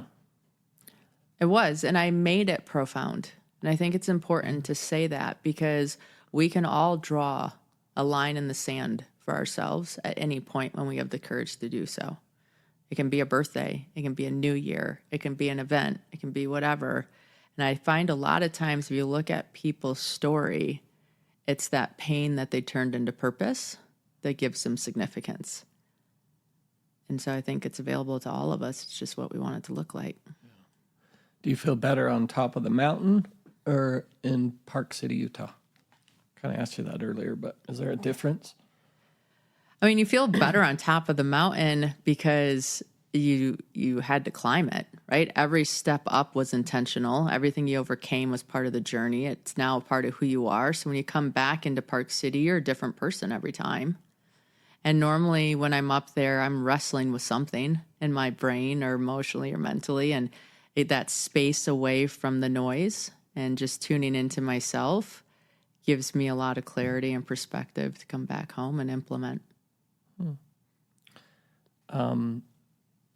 Who like influenced you more, like to be crazy, mom or dad?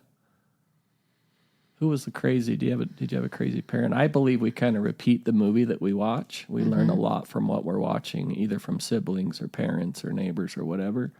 Did one or the other influence you more to climb or to be that adventurous, curious, young, petite gal that you are? I don't know. I think my parents always supported me, even when they didn't want to. They always supported me. But this is going to sound bizarre, but I did a report in 3rd grade on Harriet Tubman. And I remember how brave she was to save all these people and run this underground railroad and, you know, all the stuff that was going on. And I'm like, who's that in my generation? How do we become that? What do we need to do to be that? And for me, I didn't want my kids, I mean, I'm grateful they can read about a Harriet Tubman, but I want them to have something more recent so that they have something to call on and say, like, how am I going to be that person of my generation? And I think she played a big role in, well, if that lady can do that, why is she any different than me? What can I do? So, who are you? I'm an evolving human, discovering myself every day. I don't know if I really have a set point of who I am. Yeah. It's easier to say who I'm not.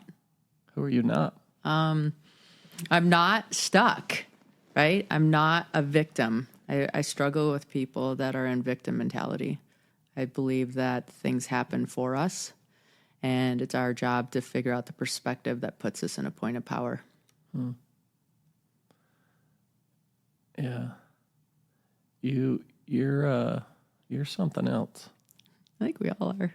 Yeah, we all are, but a lot of us don't have the ability to like follow through and dream and like go after those big, crazy, experiences and face our fears. A lot of people just sit in their box and they're afraid to get out of it. Like you've really taken a massive like step for Jenn Drummond and humankind to be able to go show the world like what's out there and what's available, and you can do big things. I mean, you are a petite little teeny gal. Right. I mean, I'll post, I always put a post of, I'll take your picture, but blah, blah, blah, and do a little video and people can see, or of course they can just Google Jenn Drummond, but like you're a petite little thing doing massive things on this planet. Like, who are you? Yeah, we're all packaged different to Think show about up. it. Yeah, no, and I think what's amazing is we're all so different, right? Like my mom comes to visit and we'll go to Costco together and she'll look out at those mountains and say they're pretty, but there's not a part of her that wants to climb them. Where I look out those mountains, I'm like, I think they need their back scratched. And I get to scratch their back if I crawl on them, and that feels good to them and it feels good to me. Yet we can be in my house in Park City and she can look at a bookshelf and find 50,000 different random items, put them together and have it look like Architectural Digest. And me, I can't even buy the shelf at the store and replicate it at home, right? It just doesn't, my brain doesn't work that way. And it's so fun that if we really honor things that we can visualize and bring those to life, whether that's climbing a mountain or decorating a bookshelf, it's important. Yeah. Wow. Do you ever say yes when you mean no? I used to more than I do now. Yeah, but I watched that. Yeah. Because when I say yes, that means I'm saying no to 1,000 other things. And I'm being conscious of like, what does yes mean? Because yes is a no to other things that I'm not thinking of. Yeah. But I'm definitely more able to say no than I ever was. It's a tough word to use, isn't it? Yeah. The way we've been conditioned and programmed. I mean, I did an exercise before where I had to say no first, and then I could come back and say yes later if I wanted to. Oh. But I used to be a yes first and then figure it out.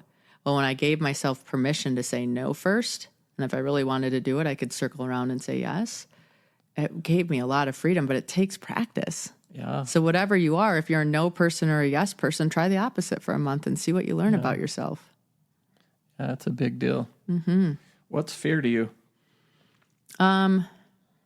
Fear is something I don't understand, right? Like it's something that is, because there's so many variables I don't understand, it shows up as fear. But if I keep leaning into it and bite off little pieces and I become understanding of those, it gets smaller. What scares you? Something happening to my children. Is that your biggest fear? Biggest fear. Oh. Yeah. One of my little guys just got into dirt biking.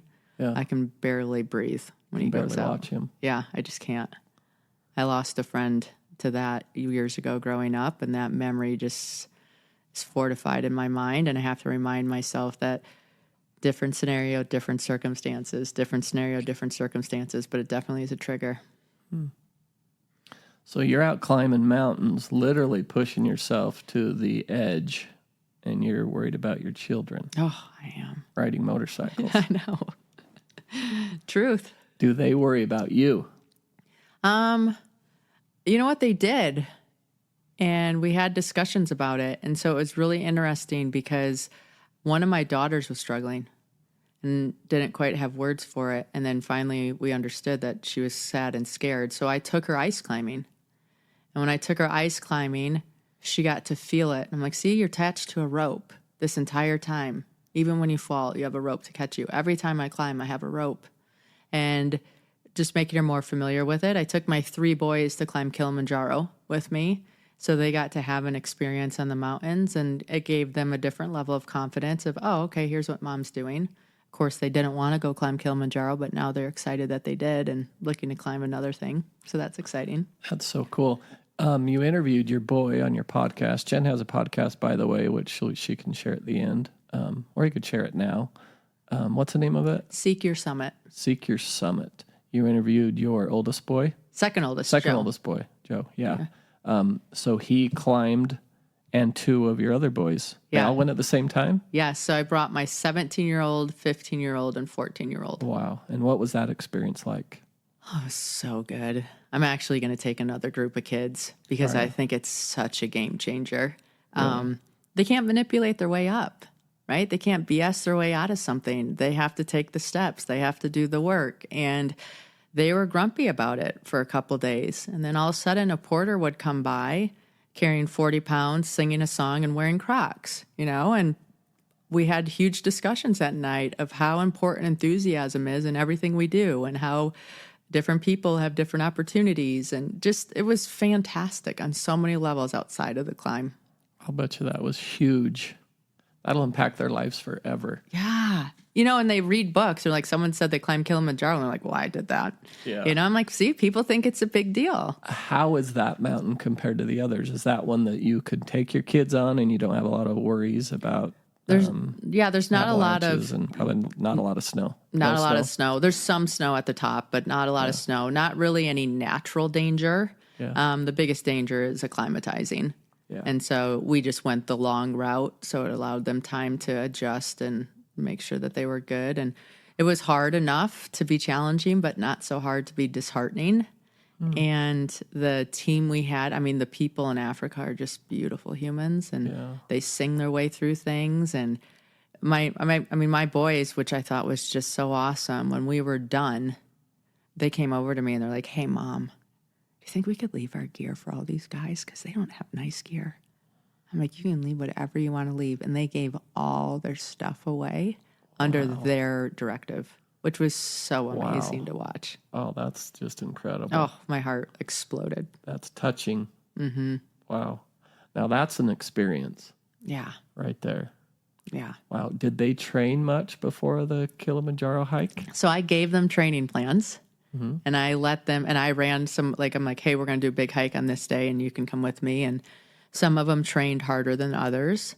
They have the kids that age, if they're athletic at any ability, it seems to carry over pretty well. But I think they all would have trained a little bit more next time. Yeah. So it was pretty taxing on them. I mean, it was taxing. The nice thing is on Kilimanjaro is if you have a big 6 or 7 hour day, the next day is typically 3 or 4. And then you have that whole day to recover, and kids recover so fast. So they were fine.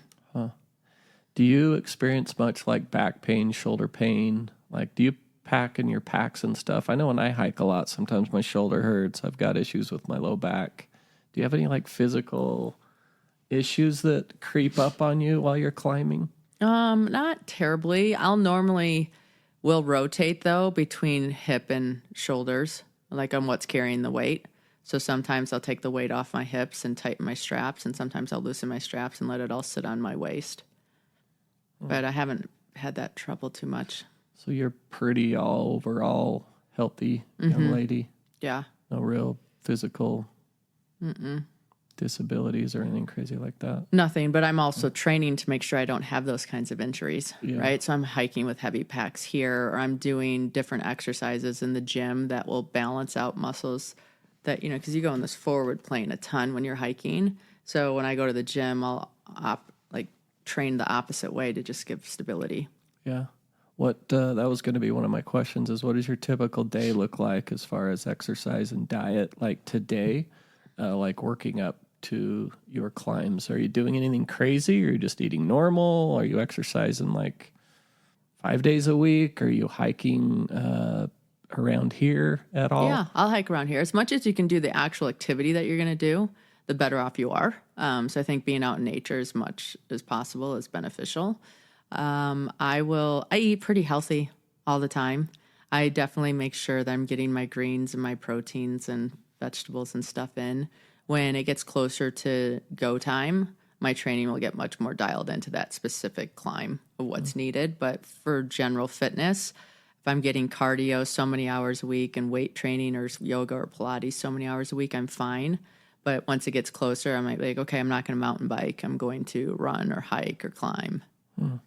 So, and do you like step your diet up and try to take in more calories before a big climb? I'll try to gain weight. It's pretty hard to do. But if I can gain 5 pounds before an expedition, yeah, it's nice. That's especially nice. I got sick on one of the expeditions, and I just still haven't recovered from that.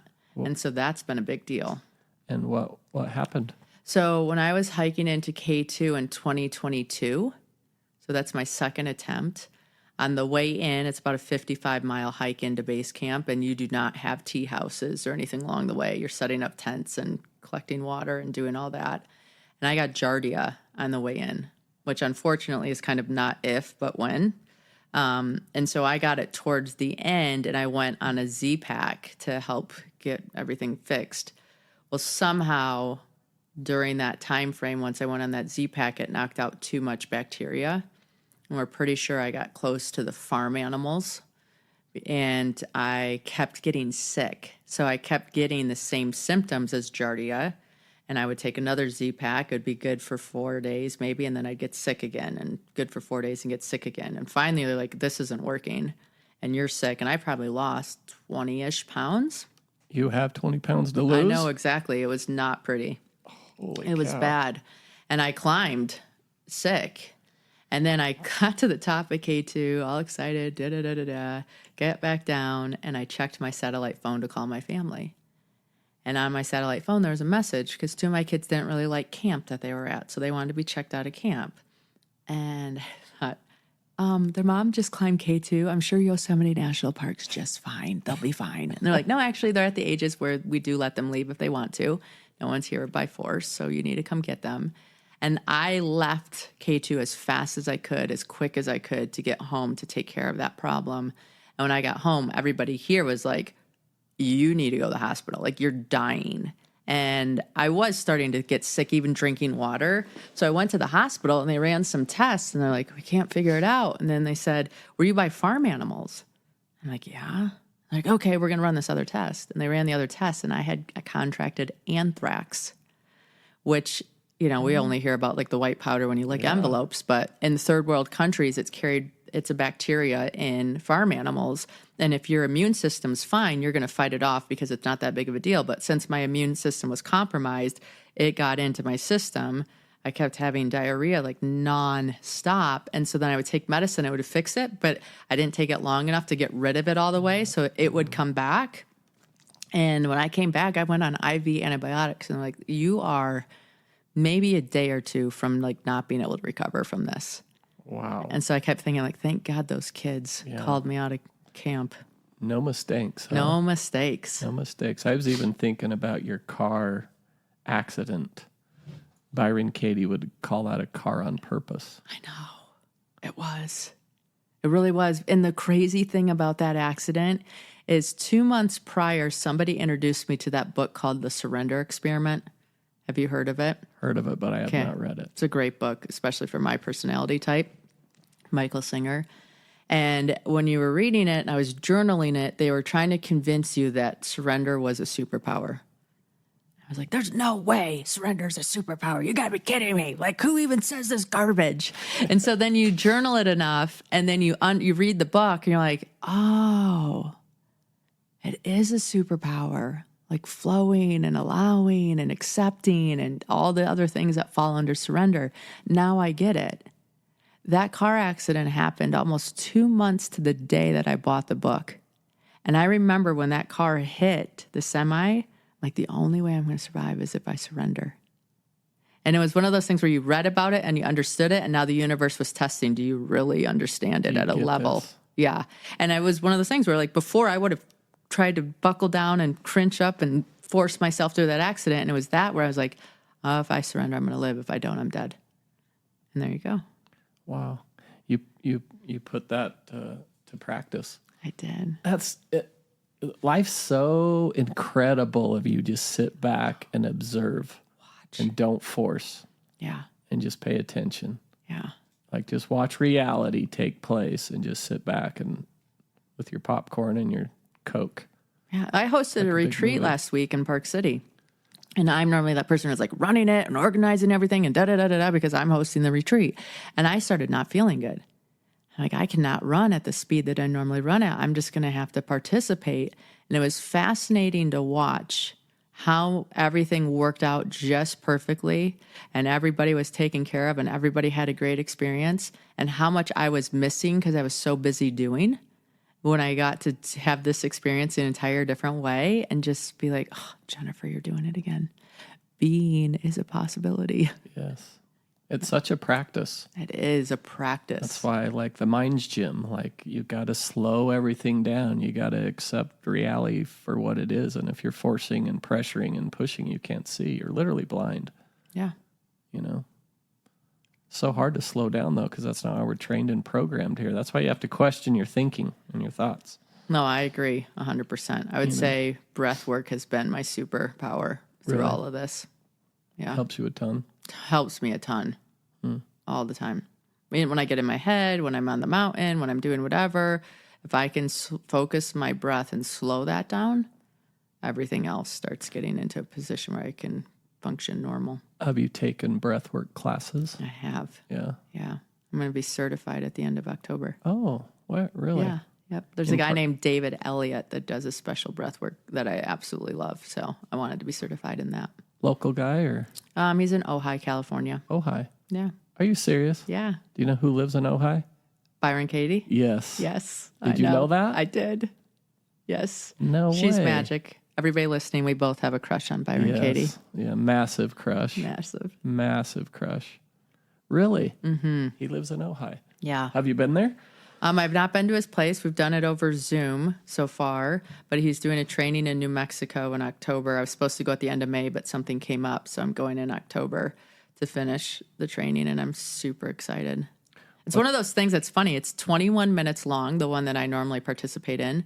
The first 8 minutes, almost religiously, is a battle.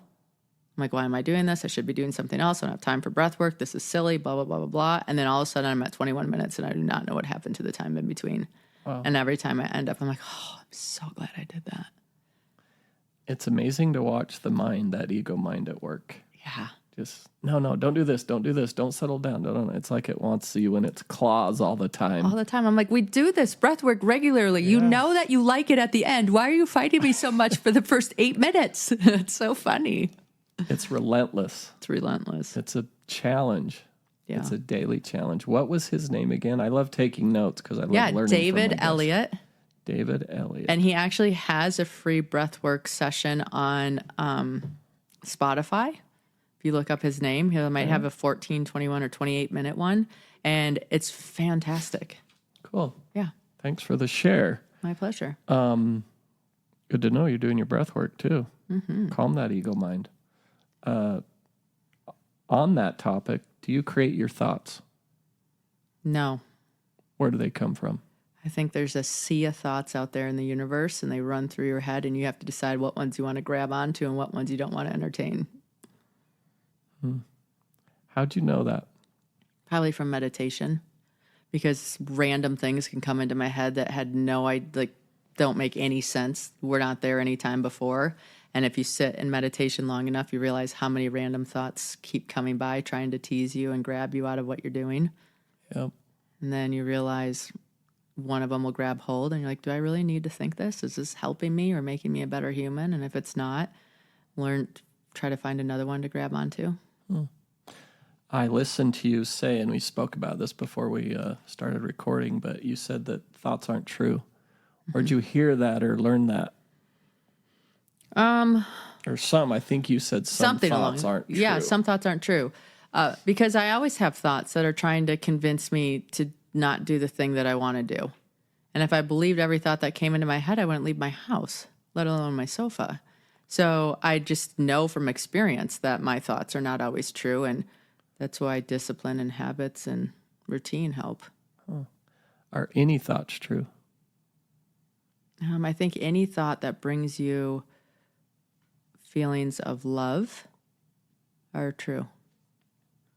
Anytime that we're not feeling love or connected, we have a thought that's blocking us from that feeling, because I think love is truth, and it's always available to us, and if we don't feel it, it's our fault for not feeling it. Good job. How are you so damn smart? I have no idea. Maybe I've been on this planet a few times. Who knows? Is this your third or fourth visit here? Yeah. Trying this again. I think you climbed mountains hundreds of years ago. I must have. You might have. I'm not putting it past me. Seriously. Yeah. You sure might have. What creates you to be the most anxious? When I don't live my truth. I think that's when anxiety starts showing up. Or I have a whole bunch that I want to do in an area and there's not space to do it. So then it gets recycled in my body and it starts showing up as anxiety or depression. What about yourself? What makes me be the most anxious? Mm-hmm. That's a good question. Probably trying new things that I don't understand. I'm in the middle of a new business idea, putting together a real estate fund. Mm-hmm. I've noticed over the last 9 or 10 months putting this all together, I've noticed more anxiety than I've had in a long time, but it's also because I'm going into the unknown. Mm-hmm. I'm learning new things. Got that little ego that's like, don't do this, don't do this, don't do this, don't do this. You got better things to do. Go relax, because I created so much anxiety over my previous, company that I owned. Anytime I start something new, that little spike of anxiety shows up.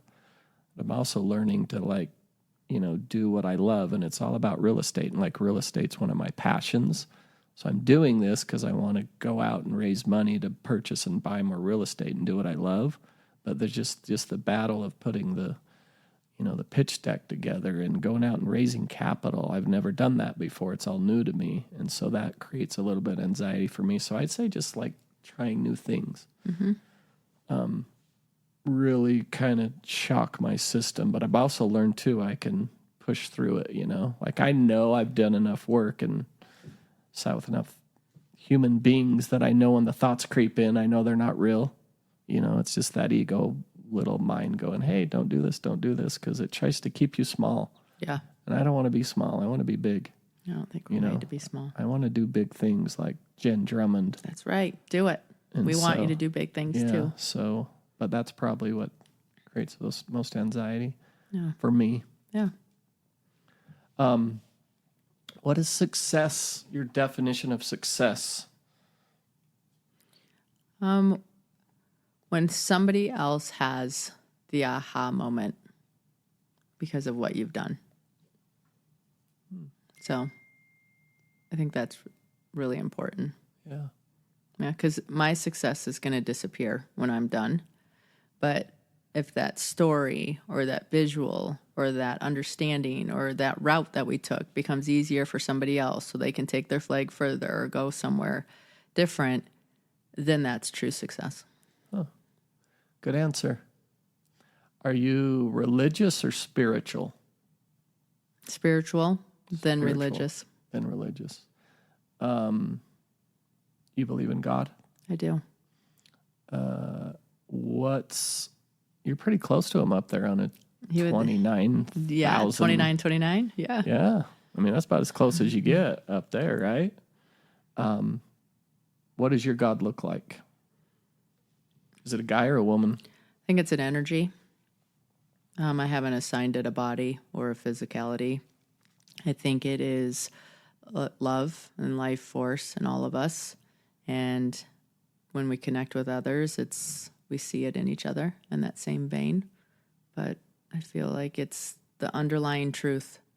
And the more we become truthful and the more we figure out who we are, the more we can radiate that love to others and help them find their way and sharing the light of the truth. Love it. Do you believe in Satan? I think you have, yeah, because I believe in sun and dark, right? So I think Satan is just a term for the opposite side of what love is. Is there a hell? If you create it. Is it here or there? Is it somewhere you get when you die, or is it something we experience now by our... If it's there, it's here. I don't think there's a separation there. So you can make hell here, you can make hell later, but if you believe in it, then it's going to be created. You've done a lot of deep grinding and searching for what's going on here. I have. I love your answers. Thank you. What would you want, if there is a heaven, what would you want God to say when you get to the pearly gates? Thank you. What 2 questions would you ask him when you get there? Those are big ones.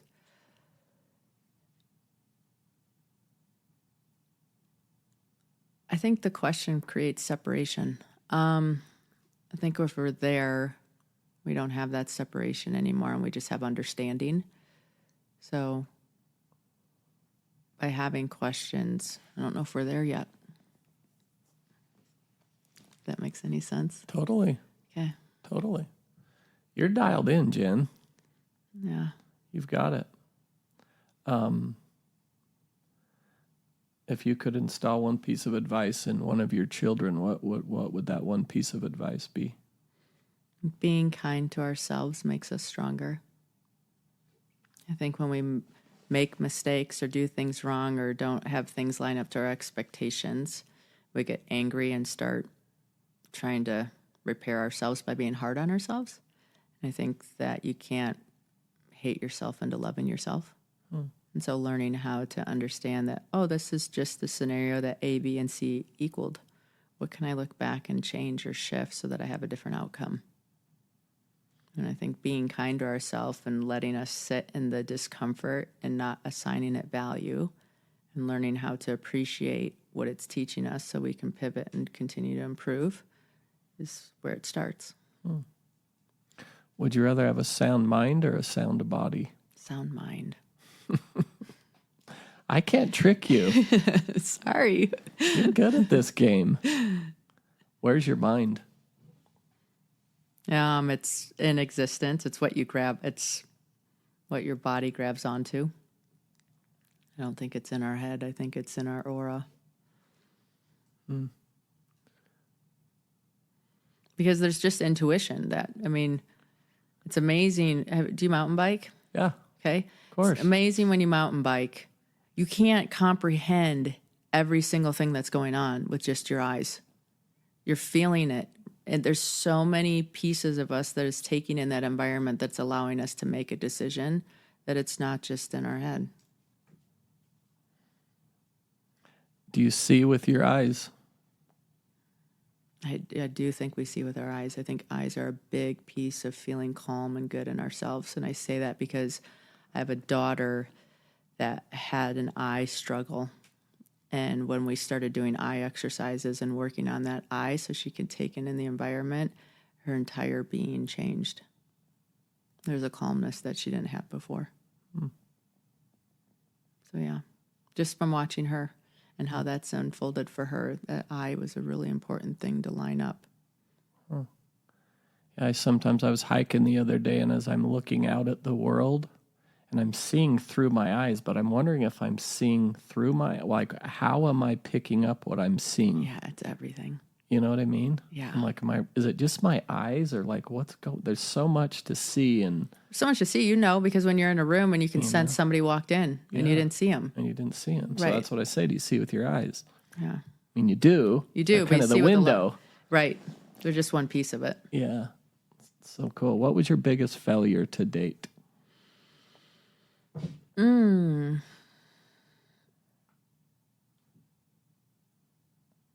There's a lot of failures.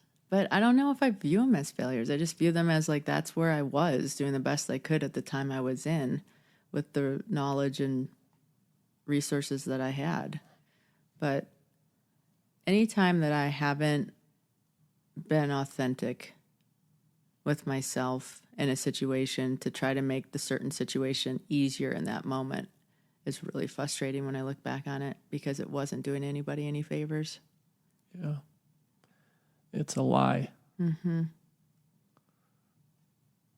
Yeah. Anytime I thought I'm more important than what I really am, right? Like, Yeah. and you just like, my opinion matters and this is this and this is that. It's not. That's my perspective. I'm one angle of a lot of angles. Yeah.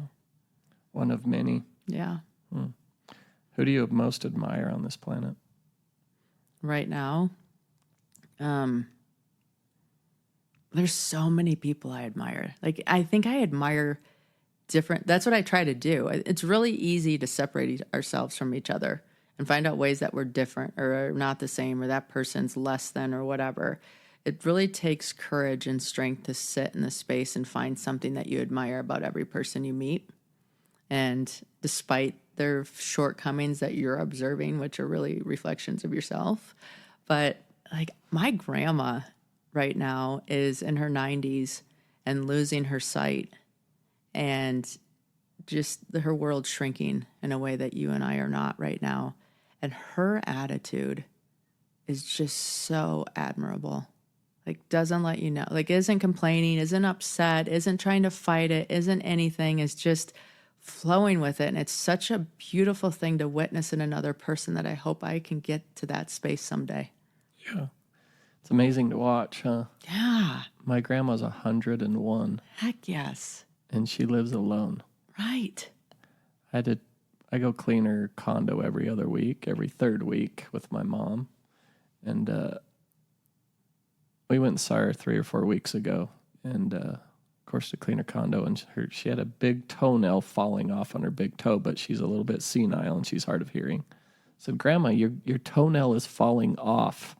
She's like, it is? I thought something felt weird down there. So she's like, can you cut it off? And I'm like, I don't know if I'm Equipped for this, Grandma. Well, you could just get some things and cut it off. And I'm like, well, we'll give it a whirl. We'll like pull her feet up and start clipping away, and all her toenails, she hasn't had them trimmed, I swear, in 6 or 8 months or a year. No. They're just brittle and falling apart, and she's just sitting there and she's just fine. But she sits in a chair all day long and watches Fox News or listens to Fox News, and that's all she cares to do. And she gets up, has her breakfast, has her lunch, have her dinner.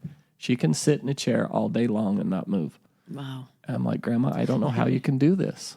and she's content. Yeah. She doesn't want to be bothered. She can just sit there and watch that TV, and they're feeding you so much garbage, and she just eats it all up. It's her whole life. Wow. And Trump's the best thing in the world, if you ask her. And How we're like, funny. Grandma, I'm like, okay, I'm leaving in a minute, but I want you to watch CNN a couple times Just give it and then compare the two. Nope, I am never watching CNN. So funny. Fox News and nothing else, but to watch her just be. Yeah, and the contentment, right? The can't contentment believe is it. a magic. Yes. It's unbelievable. Just to sit there and be. Yeah. I mean, and she's been sitting in that chair for 10 years. I'm sure. And she goes up to her little cabin in Bear Lake and she sits in her chair up there and she's just so content to just sit. She used to read like a book. She can read a 500, 600, 700, 800 page book in a couple of days. She's read thousands of books, but now she can't read. Right. So now she just sits in her mind. And you know the stories we create, she can just sit there and handle them. That's magic. My I mean, grandma. it's a skill, definitely, You have a gift. for sure. You have a gift here. What are your thoughts on education, on the school system? Oh. My thoughts in general are I try not to think about it because you can pick apart anything and just start pulling it apart. So I try to use it for what we can and supplement the way that I feel we need to with real life experiences. And I view it as one metric of measurement. We don't put a lot of weight on it in our house. I care about who they are as people more than what they achieve in school. So that's kind of how we look at it. Yeah, I listened to you interview your son, by the way. I was going to mention this, that like you're so open with him and you just let him be. You know, he's having a little issues here with some friends in some school, and you were just like his friend.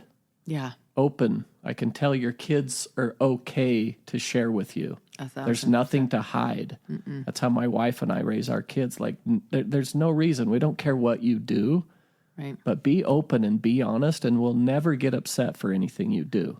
But we will have a conversation about it. And that's exactly what you did with that little guy a couple weeks ago on your podcast. Yeah, I think they need to remember that we're in their corner, right? There's enough things coming at those kids that are hard and judgmental and saying this is wrong or right, or here's what you did, or here's what you didn't do. And just really help them connect with who they are inside.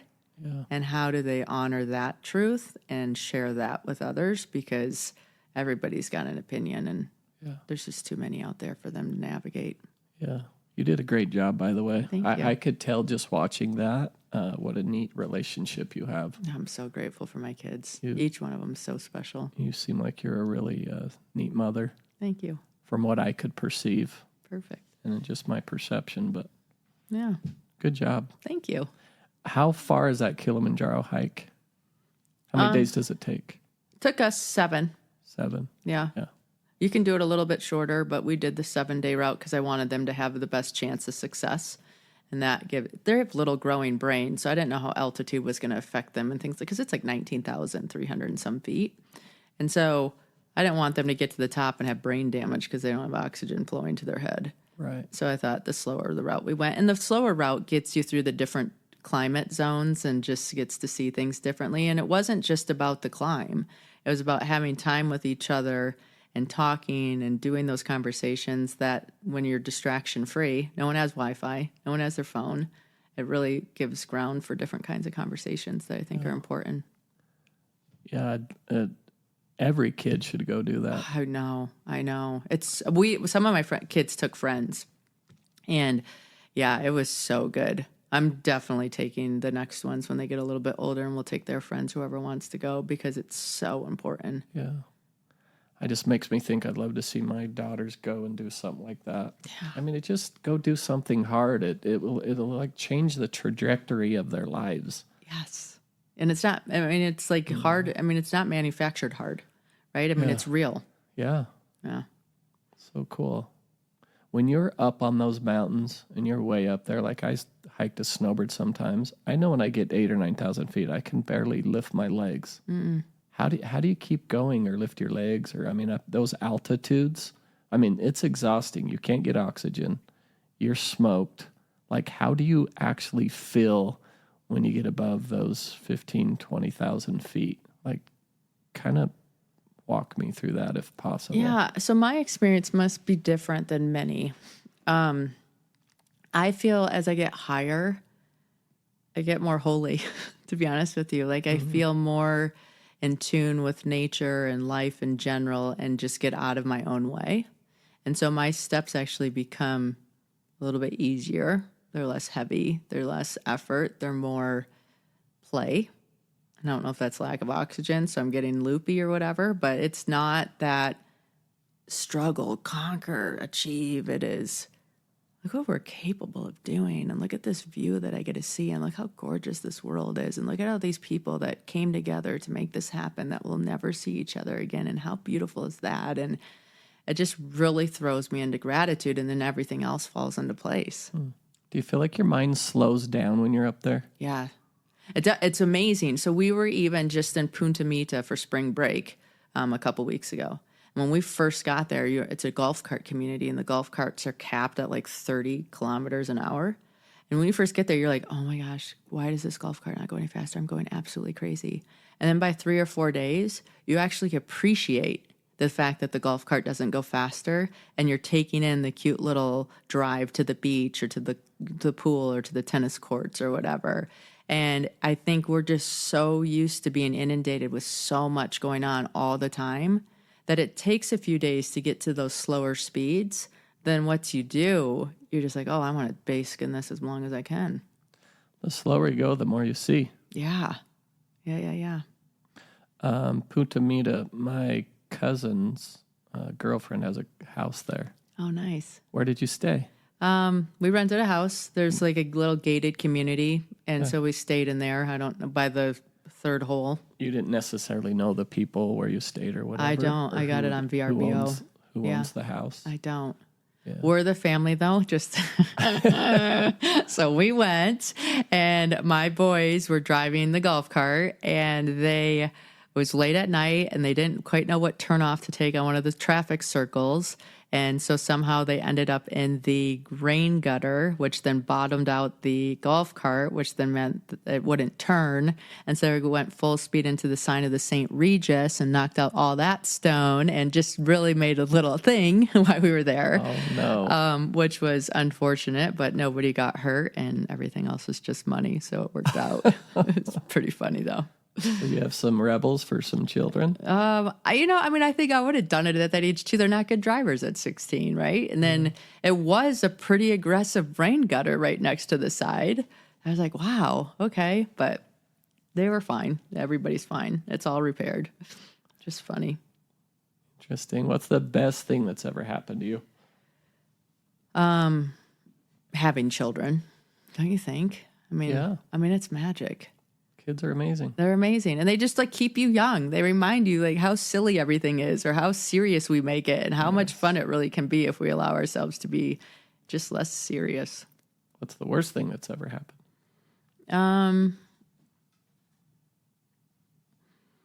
I've lost 2 people in life that I thought I'd have more time with. I thought I'd be able to say a goodbye a different way. And I didn't have time to do that. And it just makes me really conscientious of when I say goodbye to people, like what kind of energy am I leaving? Yeah. So love that. If you could give your future self a bit of advice, what would that be? Oh, I keep leaning into that, having more fun. I have a tendency to make things serious and hard and like to a point, and I just get reminded that why. What are we racing? What am I racing to? So I think as I keep continuing to say, okay, what can I do in this circumstance to have more fun? And I give myself time to reflect on that and then implement that, life gets better. I got a note here that I want to ask you about. What does it cost? Like, what does it cost you a year to fly? Like, let's say you're doing your 7 summits. How much money are you spending a year on your climbs, would you say? Just to give the listeners an idea of what it costs to climb and climb a lot. It's so much difference between all of them. I mean, if you're doing K2 or Everest, you're about 70,000, probably. Antarctica, you're maybe 100,000. $100,000? Isn't that terrible?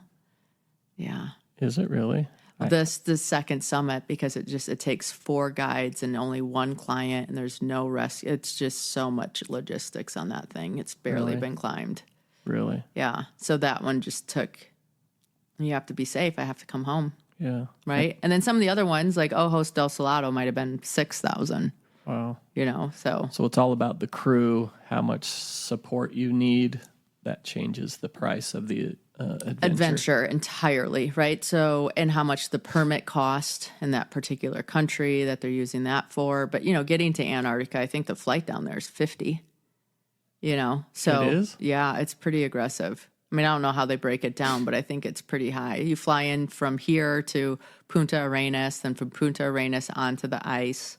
And then you have to take 2 planes once you're on there to the different locations, and you have to set up food and guides. And I mean, there's a lot of logistics into making all that happen. Jeez Louise. Yeah, it's crazy. What's your, which mountain was your favorite, or what was the neatest experience? That sounds like an experience. Antarctica. Yeah, Antarctica's magic. Holy cow. It's just talk about sensory deprivation. Like, you do not have smell in Antarctica unless you smell or food smells. You do not have sound. The only sound is a version of wind. How hard is the wind blowing? Right? So I would never consider that. Yeah, so that's interesting. You don't have color. There's nothing that's red or green or purple down there. It is white, black rock, blue sky, and yellow sun. And that's it. That's it. So there's you come back and you land and you're just like, oh my goodness, look at all these colors, or these birds, or the bugs. Or there's no bugs, there's no birds, there's no trees, there's no life. So it's just so bizarre to be there. Yeah. So is that captivating, or is it a little bit boring? How do you see it when you're there? It depends on who you are as a person. So for me, I have white walls in my house because there's so much going on in my brain that I like to project on my brain onto those walls. And if there's something on those walls, I don't have anywhere to place what's going on in my head.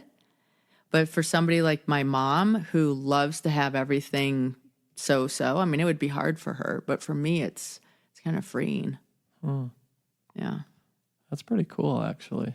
I wouldn't even consider that. It's weird that the trees don't smell, the flowers don't smell. There's no flowers or trees there at all. There's nothing growing. There's nothing growing. Yeah, I mean, it's so weird like that. They're just the only thing that's living is me here. That's interesting. Yeah.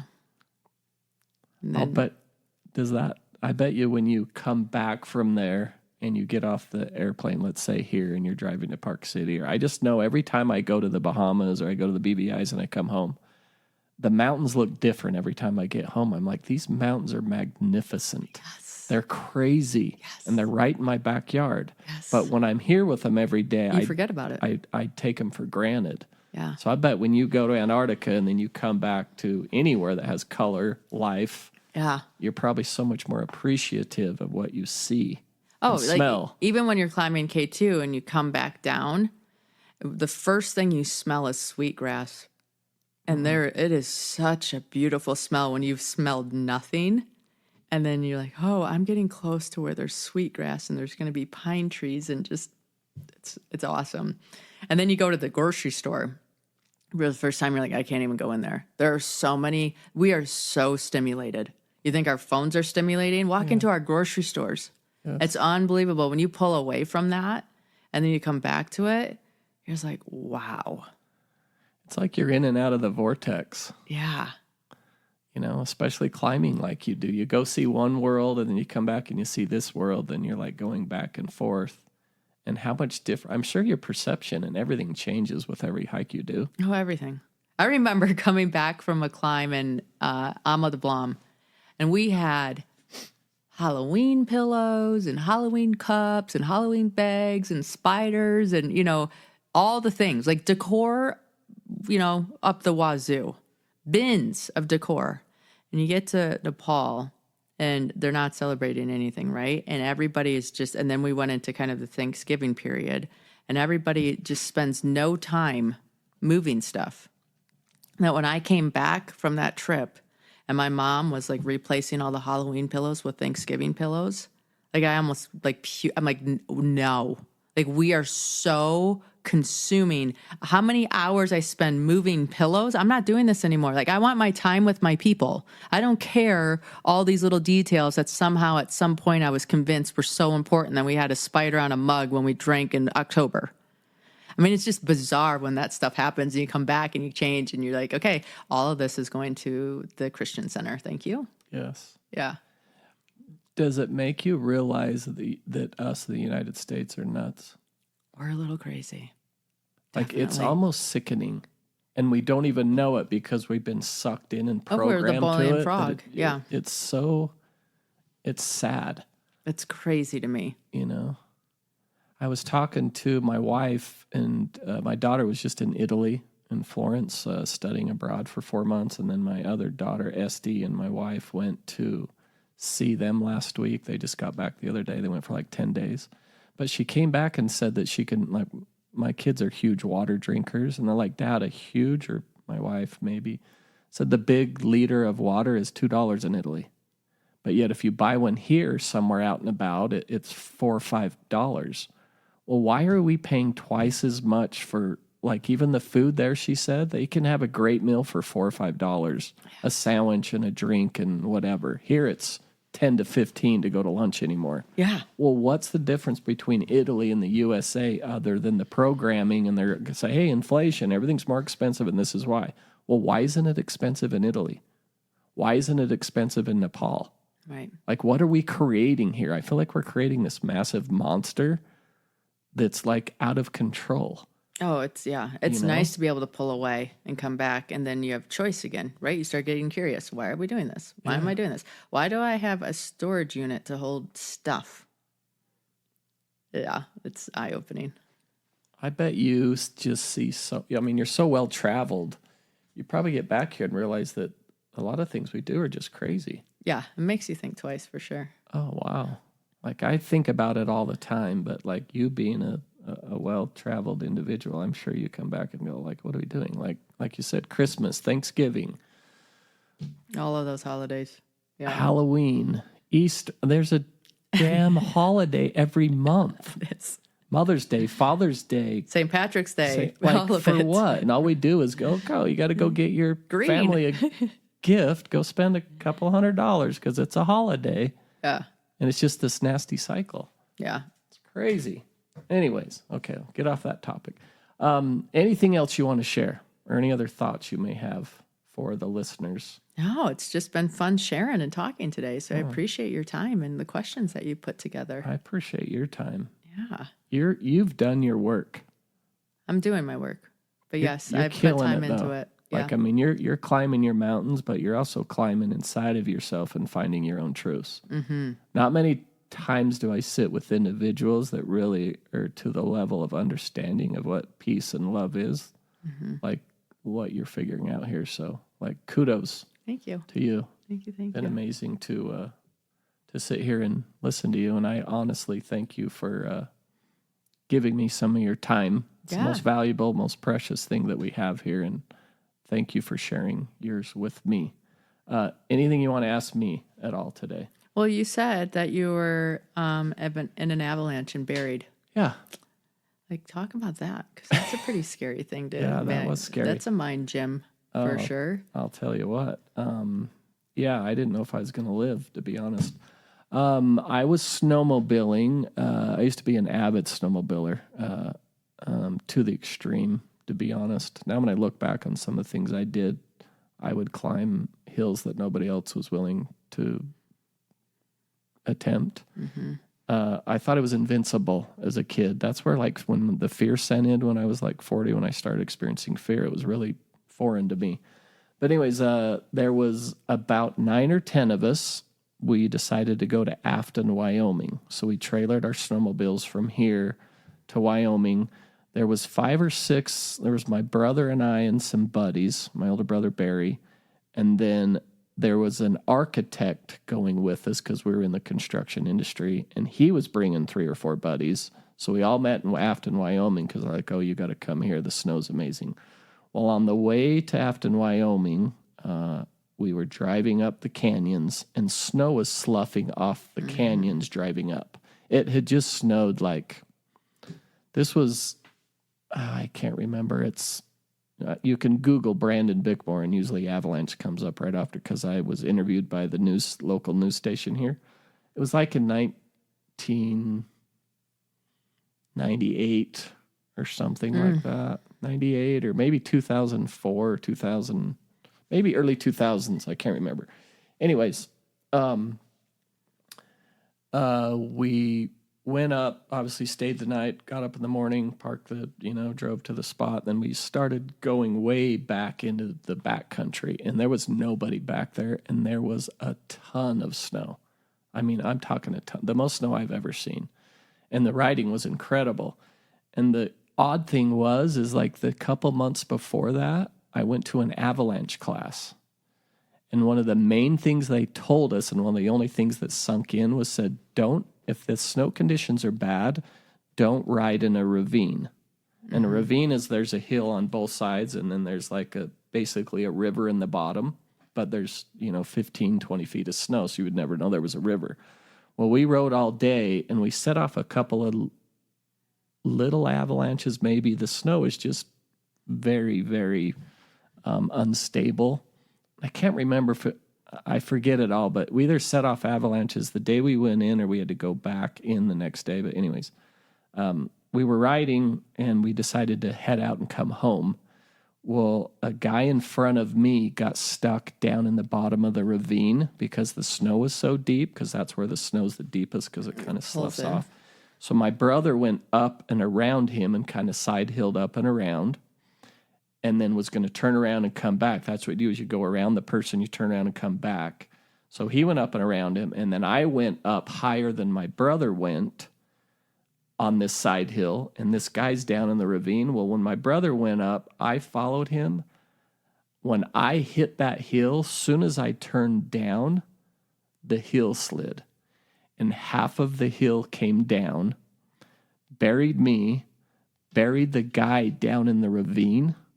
And I was buried, but then there was there was like 3 or 4 ahead of up in the high and the top of the ravine, and there was 3 or 4 below the ravine that were behind me watching this all take place.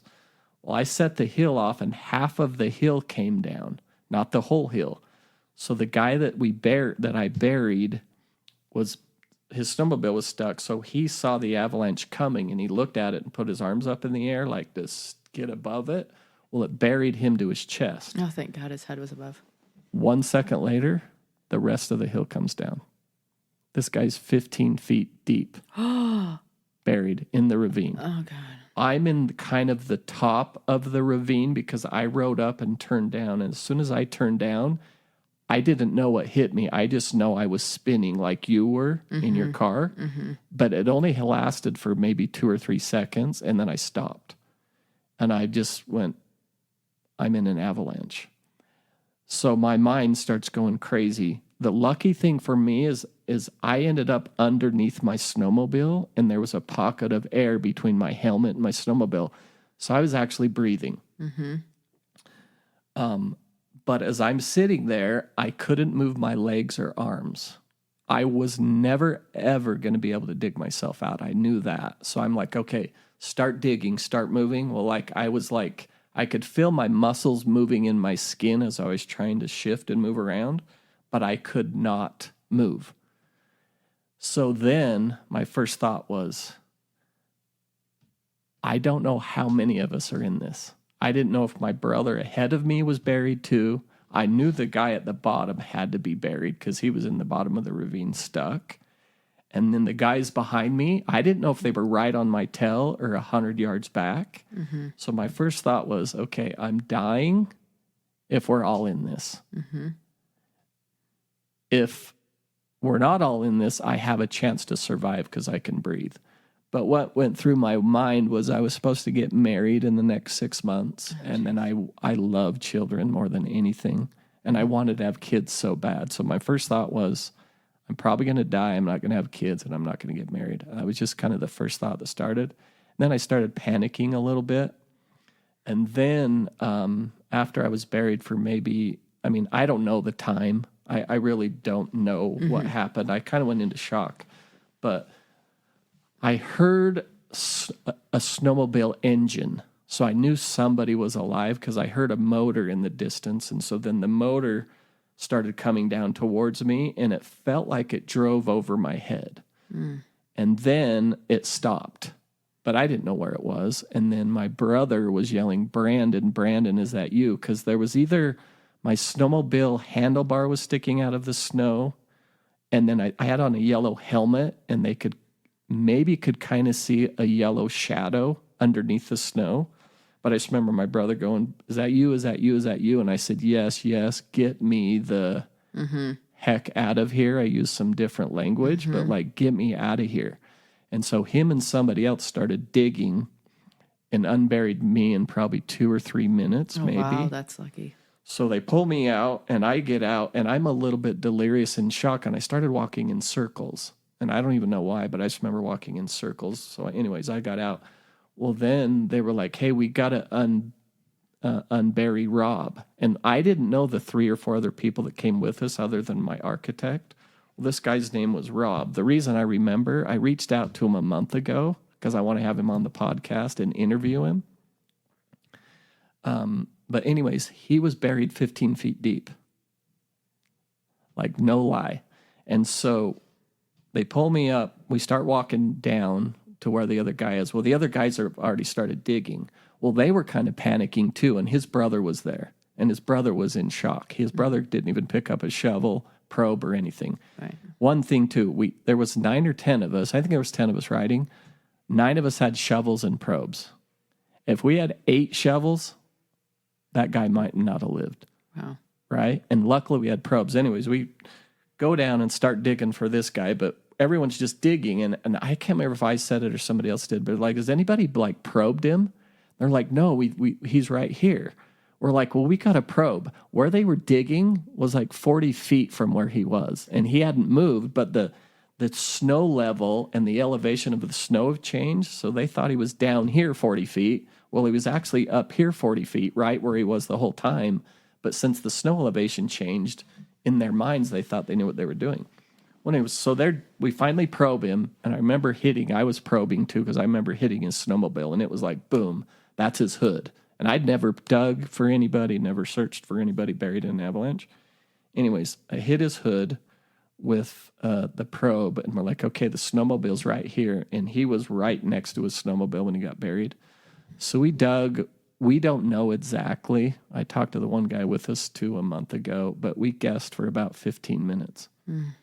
And we were digging, and we got to his helmet, pulled his helmet off. His lips were black and blue. His face was black and blue, and he wasn't breathing.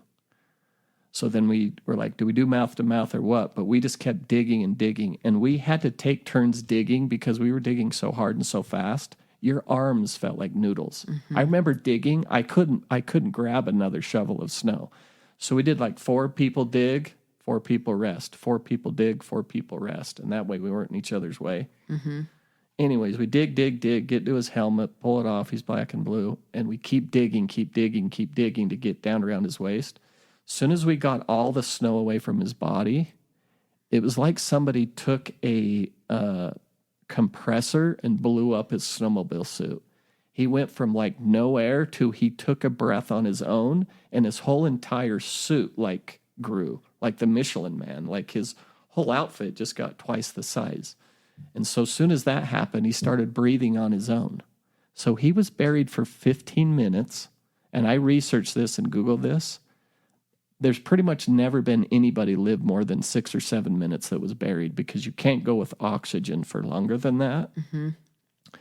Well, my thought is, and we don't know, but the snow hit him and compacted him so tightly it didn't allow him to gasp in and take that last breath of air and suck the snow in. He just immediately just stopped breathing. And somehow there's enough oxygen in your blood that some people can survive off the oxygen in their blood. But anyways, he lived. I don't think there's ever been anybody that's been buried for 15 minutes in an avalanche and lived. Wow. Like, it's unheard of. Right. Like, talk about miraculous. And I set the avalanche off. So I'd have to live for killing this guy for the rest of my life if he doesn't survive.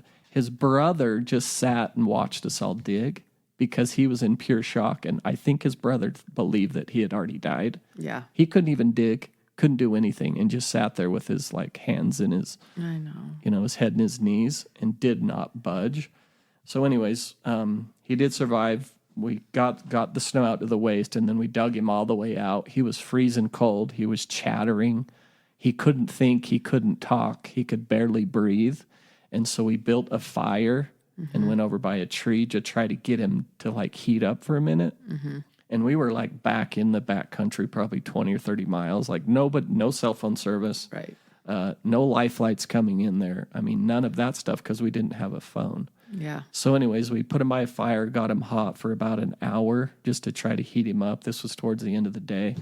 And then we're like, we gotta get out of here. And so they threw him on his brother's snowmobile, and he laid on the front of it like a rag doll. He couldn't even hold the handlebars. It was just like having a rag doll. Like he's just falling left, falling right, falling forward, falling back with the throttle of the gas. So his brother's got him in his arm trying to drive his snowmobile like you're packing your little baby in front of you, and this guy's 200 pounds. Wow. Anyway, so then I took off, went out of there, called 911, all the way back 30 miles of parking lot, called 911. And then the ambulance was there when he got there. And then they just rode him out the whole way. It took a couple hours for him to get back to the parking lot. Put him in the ambulance, took him to the hospital. You know, they had the IV and get oxygen and do all the stuff, and he's totally fine today. I haven't talked to him or seen him since that day. Really? No. Wow. No, and he lives in Layton or Clearfield, just up north here. Okay. So I reached out to him a month ago, said, hey, this is Brandon. I was the one with you in the avalanche. I'd love to have you on my podcast, and he didn't respond. So I don't know if he doesn't want to talk about it or what. I'm going to try again, and I'll actually call him and just say, hey, Yeah. I understand if you don't want to, but that's basically the story. Wow. But it was crazy. And I mean, I could go on and on. Just sitting under there for the 2 or 3 minutes that I was buried, what the thoughts that go through your mind, it's just crazy. Yeah. So, but then after that, I really slowed down a lot because I was that crazy, fearless kid. Like it really changed a lot of things about how I operate and whatever. And anyways, that's my basic avalanche story. Yeah. And here I am. The crazy thing is about that, though, is I have a picture at my office. And about 10 or 15 years ago, a guy came in my office. He said, who's that guy and standing in that hole? Because I got back down in the hole and we took a picture. We went back the next day to get his snowmobile out, which took us like a couple hours to dig his snowmobile out because it was buried 15 feet deep, too. Then I got in the hole and we took a picture down. I mean, I'm down in this 15-foot hole. That's how deep the guy was. Wow. If you can imagine. But anyways, a guy came to my office that was buying some doors and moldings from me about, I don't know, 5 years later. And he's like, who's that? I said, that's me. He's like, what happened? I said, oh, it was an avalanche. This happened, whatever. And this is what's crazy. He said, you're going to do big things. And I said, how do you know that? I says, because nobody experiences something like that, doesn't come out of it and go change the world. Yeah. And now I sit with human beings that suffer with anxiety, depression, do some business consulting, and just help people with their minds. And I remember the guy saying that, but I'm like, I wonder what I'll do. I kind of believed him, but I'm like, I don't know what I'm going to go do. And then now that I've been talking about this again, I'm like, that guy was right. Yeah. Like when you have crazy events like that take place, you can go out and share that story with the world and change lives. Definitely. So anyways, that's my mini 5 or 10 minute avalanche story. I like it. So Glad thanks you're for here asking. to telling it. Yeah, me too. Imagine what I would have missed out on. Yeah. I mean, it's crazy. You just never know. Yeah. And when it's your time, it's your time. And like you said, you've learned how to live. Yeah. And When it's my time, people are like, well, at least she did as much as she could while she was here. So there we go. Yeah, you took advantage of what you had here. Anyways, that was a long story. Thank you for sharing. Thank you so much. Any final thoughts you want to share with the guests, listeners, anything that you could share you want them to go do to change their lives? Yeah. You know what? Check in with yourself. Get curious. And make today the best day you can. Perfect. Thanks so much, Jen. Thank you. I was honored to be in your presence today. Thank you. I You're appreciate it. a kind lady, and damn, you've been places. Been places. Not only on mountains, but you've gone inside. Internal. You really have. You've done your work, and that's why we come here, It's, you know, it's an evolution. We come here and we learn how to become children again, and that's the goal. Is you're going back and finding that little 5-year-old Jenn and seeing what makes her, you know, tick, what makes her happy. Exactly. So good job. Thank you. Thanks, guys, for listening. Please check out themindsgym.com. Check out my website. And if you're looking to buy or sell a home, check out skipropertiesutah.com. I'd love to assist you on your real estate journey, and I have a wealth of knowledge. Thanks so much, guys. Make it a great day. Oh, I did have some homework for you guys. I always try to share some homework, and after talking to Jenn and watching this young lady push herself beyond her boundaries, go do something that scares you and push you beyond your boundaries. And with that being said, peace. Love you guys all, and have a lovely day.